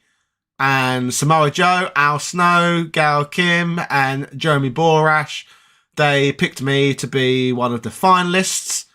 And at that time, that was like a light bulb moment in my head. I was already 2014. I would have been 28 years old by that point. So I already didn't... I was young, but in my mind, I wasn't young because I'd already been wrestling for 8 years by that point. So here I am. I've been picked by these people I looked up to go on this reality wrestling show. And I'm like, oh, holy fuck. Maybe I could have made it. So for the next couple of years, I take it a bit more seriously. I get a great mentor who I got put in contact with by Rockstar Spud, if you remember him, who really helped me out in those couple of years between the time I was 28 and 30, and I started getting a lot more bookings around the United Kingdom. And then I decided to go travelling around the world when I was 30. I remortgaged to do it. I thought, I'm 30. I want to have kids soon. If I want to do any travelling, it's got to be before I have kids. That's when I shot all the handhelds around the world. That's when I really established this YouTube channel as well, because I didn't have to worry about a job because I was travelling. So that's why I was able to get this channel rolling. And then, whilst I was travelling, at the same time, I felt a bit like frustrated as well. Because at that time, I felt like there's nothing left to do in British wrestling. I've wrestled for most of the major promotions. British wrestling is not really going anywhere. This is it now. But that same freaking year, about 6 months after I've left, What Culture Wrestling got big on YouTube, booking main events like Cody Rhodes versus Kurt Angle. I had friends on their shows getting matches where they was getting millions of views, like Will Ospreay, for example. And then, as that was going on, ITV, one of the biggest television channels in this country, only the BBC's bigger, ITV brought back World of Sport Wrestling. That was massive back in the pre-territory days. Like, wrestlers on it, Big Daddy and Giant Haystacks, they were bigger names in this country than Hulk Hogan and Andre the Giant. They were household names. Like, they was as well known as footballers. Old people still know Big Daddy and Giant Haystacks. That's a bit where the Big Daddy joke comes from. Big Daddy was so big. And so they brought back World of Sport Wrestling. So you got World of Sport Wrestling, you got What Culture Wrestling, both UK based. And then, because they brought back World of Sport Wrestling, WWE panicked because of that, because they knew how big World of Sport used to be. So they introduced WWE UK. So then they signed up most of the UK talent specifically so they couldn't wrestle on ITV. And obviously, if I was in the UK still at the time, I would have been swept up by the WWE as well at that point, because all my friends were. So I missed out on that opportunity because it just so happened to be the year I was travelling the world. And I never felt the same about it again after that, I guess. I still have matches here and there, but I missed my golden... Oh, there was one more, actually. So fast forward a little bit to COVID, and I thought, I've established this YouTube channel now. WWE UK is still there. I want to try and get in. So I start training with a guy called Sid Scala. Again, another old friend of mine who I had lots of matches with back in the day. Pete Dunne, I had lots of matches with back in the day. Lewis Howley, who's now in, I think it's a tag team called Pretty Deadly. I had matches with him a lot. So I start training with Sid Scala whilst he's in NXT UK. But at this same time, WWE bring in a draconian policy where they banned their wrestlers from earning income through social media. And through knowing people in WWE UK, I learned that the wage of working for WWE UK would have been significantly less than the money I was already earning on social media.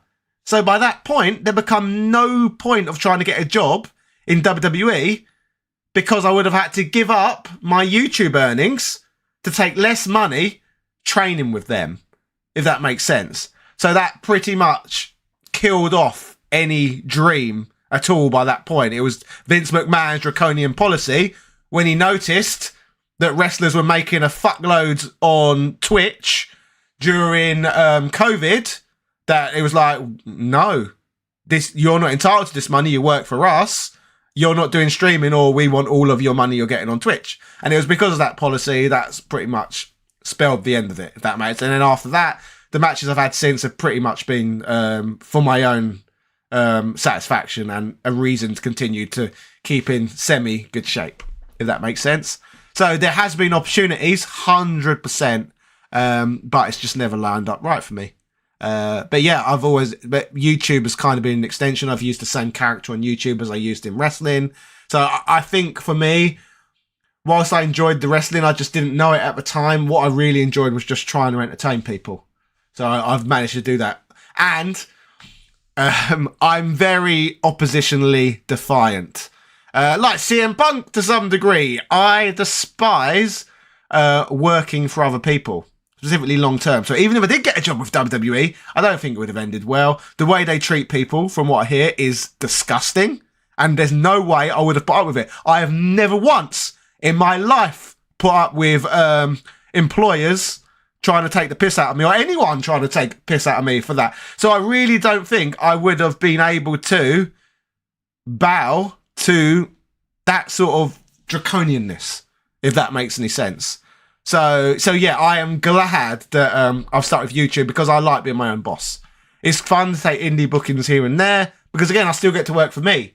But I don't know whether long term I couldn't have. Like, I might have been able to put up with it for like 6 months to a year, but yeah, even if I was doing great, I wouldn't have enjoyed it, I don't think. Do you believe in Joe Hendry? I do indeed believe in Joe Hendry. How come we never see your wrestling on your channel? You should post your matches. Again, it's all algorithm based. My audience are mainly after fighting games and beat 'em up, so that's a lot of the stuff I punt. Gunther Water is huge now. He is indeed, isn't he? A big German. Aren't they bringing back World of Sport again? I have heard that rumour. Blaze Noah. Maybe that's where I need to go. Big Daddy needs to become the new Big Daddy. Skits, I remember that band. That was a Vince rule. It was ridiculous, wasn't it? That literally killed my love for wrestling when they did that. Will you do a documentary on your wrestling career? I don't think it's significant. Whilst it's nice for myself, I don't think people will be interested in it enough.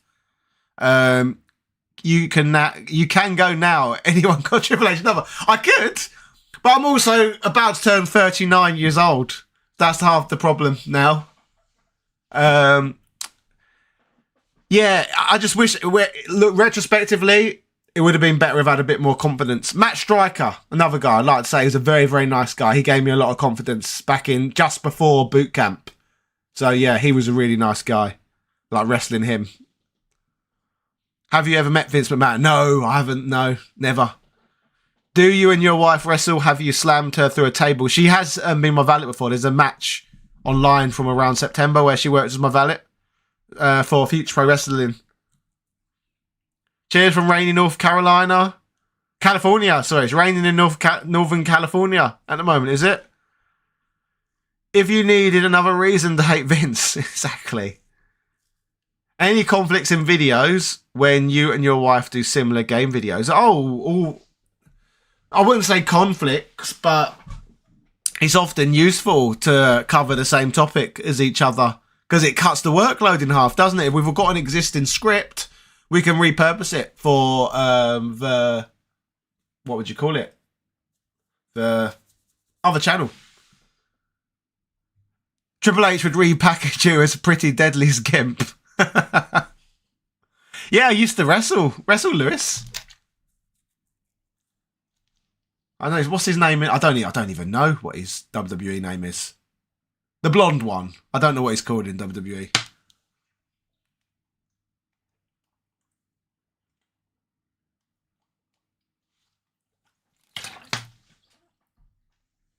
But yeah, it's great to see how well they've done. Very impressive.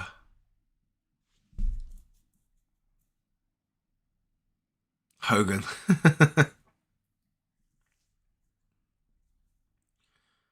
How do you get into doing so many Street Fighter videos?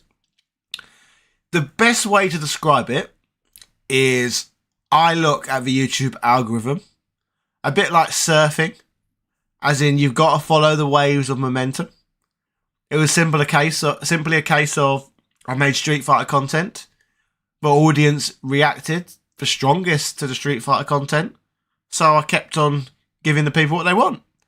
It's as simple as that, really. The first one I did, it was actually like I was making I was making A content and B content. That's the best way of describing it.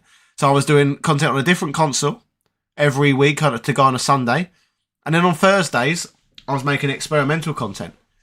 And linking to the consoles, I thought it would be a cool idea to do a video on Street Fighter 2 to the Master System, because I thought that's such an oddity that they made Street Fighter 2 on the Master System in Brazil in 1997. So I did a video on that, and it ended up doing really well. So I thought, people must want more games of like 16 and 32-bit 32-bit games as 8-bit. So after that, I did a video on Street Fighter Alpha for the Game Boy, another 8-bit demake sort of thing. That video did great as well. So I thought, great, people are loving these 8-bit demakes. So I did Panzer Dragoon for the Game Gear. Absolutely bombed.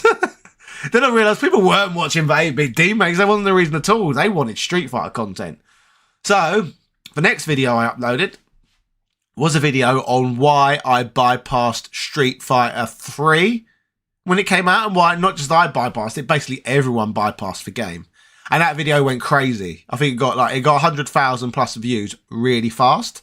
But it was really funny because loads of people were really angry about the video from the competitive scene, because apparently I was the first person on YouTube to bash the game. Before that, people had only spoken really positively about it, be like, oh, Evo moment 37, all that sort of thing. Where I, on the other hand, was just like, no one cared about Street Fighter 3. We didn't even know it existed until they made a Street Fighter 4. And yeah, going that angle, it picked up a lot of steam. And then the week after that, I did a video on X-Men versus Street Fighter, kind of focusing in on how bad the PlayStation version was and how that pissed people off and stuff. And then that video did amazing. That's one of my most viewed videos ever. And it was pretty much due to the momentum being gained through that series of videos, experimenting and working out what people were liking and what they, yeah. And it just went like that, basically. Like, for fighting game content, particularly with Street Fighter. So it was kind of just a lot of decisions that went certain ways. So that's pretty much how that happened. Surely Crabtree versus the Big Show. That'd be a bizarre match, wouldn't it? Triple H is going to the Hall of Fame this year. He's going over everyone one last time. Who was better, Triple H 2001 or Kenta Kobashi 2003, 2006? I'll be honest with you, I have not watched a great deal of Japanese wrestling. I haven't. As much as that sacrilege thing to say, I've just not. Anyway, what do you think about Gremlin 3 being in the works? No CG will be used, supposedly. I wasn't aware of that, but no CG sounds great. Do you think Amstrad and Sinclair should make a comeback? I'm sure that could be very amusing if done correctly.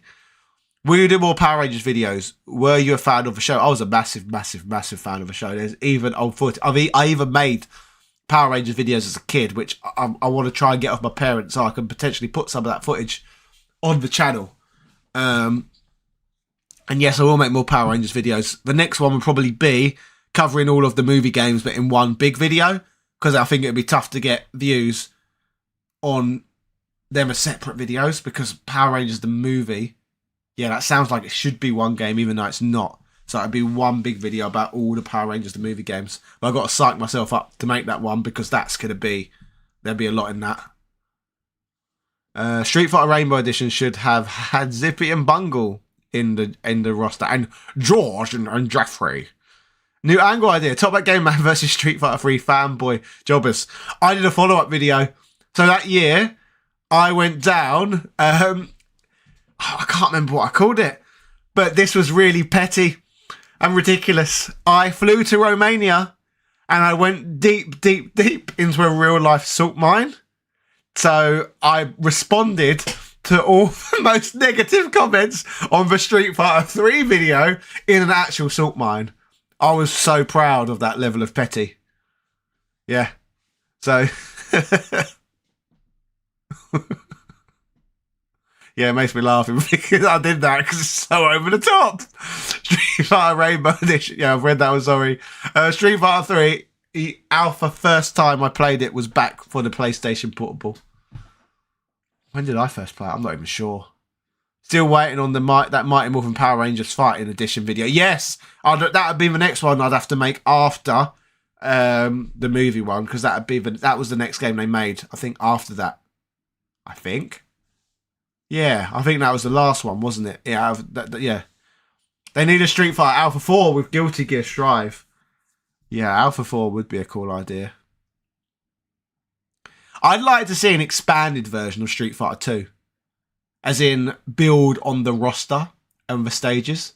Now, imagine they made Street Fighter 2, but just doubled the roster size. And they put a lot of the other most popular characters in it, but in Street Fighter 2 style. Like, imagine they put Jury in Street Fighter 2. People would love that. Lord Z or Lord Z. That's a good one. I've never even thought of that. Guilty Gear Strive graphics, yes. I feel like if it was Alpha 4, though, you'd kind of have to just carry on having the Alpha sprites. Otherwise, it would just need a rebranding completely. That's quite a good idea, actually. A new 2D Street Fighter with a different, what doesn't have a chronological number to it. And it would offer as a fun alternative as well. X-Men versus Street Fighter 2 as well. I think that's something they should do. But that, I think, could be more like Street Fighter 6 style graphics. There's a Swedish guy, I can't remember his name, who does stop motion films based on Lovecraft, who'd make Ray Harryhausen proud. Hopefully Joe Dante returns to Gremlins 3. The next Marvel vs. Capcom game should go back to original sprites. That's not a bad idea. Stop motion is indeed underrated art. Yeah, I like stop motion. That Power Rangers video, what I made when I was a kid, had really crude stop motion in it with the figures. Anyone used to watch Morph or Trapdoor? I used to love those as a kid. And Wallace and Gromit. So yeah, I'd agree with you. Street Fighter Alpha forever.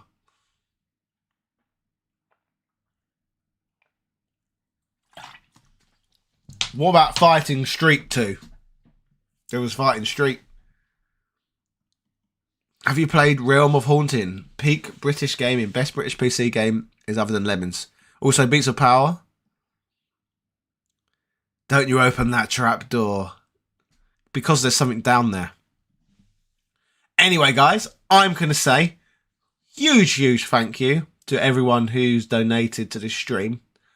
Very, very much appreciate it. Especially that one guy, I think his name was Mr. Geezer, who donated over $100, the absolute lunatic. Massive thank you to him. Yeah, so thanks for everyone coming. If you want to continue to chat to me during the week, I do have a Discord. And it'd be great if we did get lots of you talking over there. Because it'd be good if we can bounce back and forth more. There is a pinned Discord link at the top. So if any of you talking want to continue your conversation over there, I suggest you click the pinned link and head there. So yeah, massive thank you. I will remind all of you again, YouTube notified hardly anyone about it. Check out my recent video on X-Men versus Street Fighter. It's all about how Capcom had so little faith in the game that they were worried it would tarnish the Street Fighter roster's reputation forever. And because of that, they took a really hands-off approach with development. And it's all about that video. So it's something new. I don't think that's been talked about on YouTube before. So check it out. There's a lot of information which came from a developer's ex-posts from last year. So yeah, have a watch. Great speaking with all of you. And hopefully we'll do this again soon.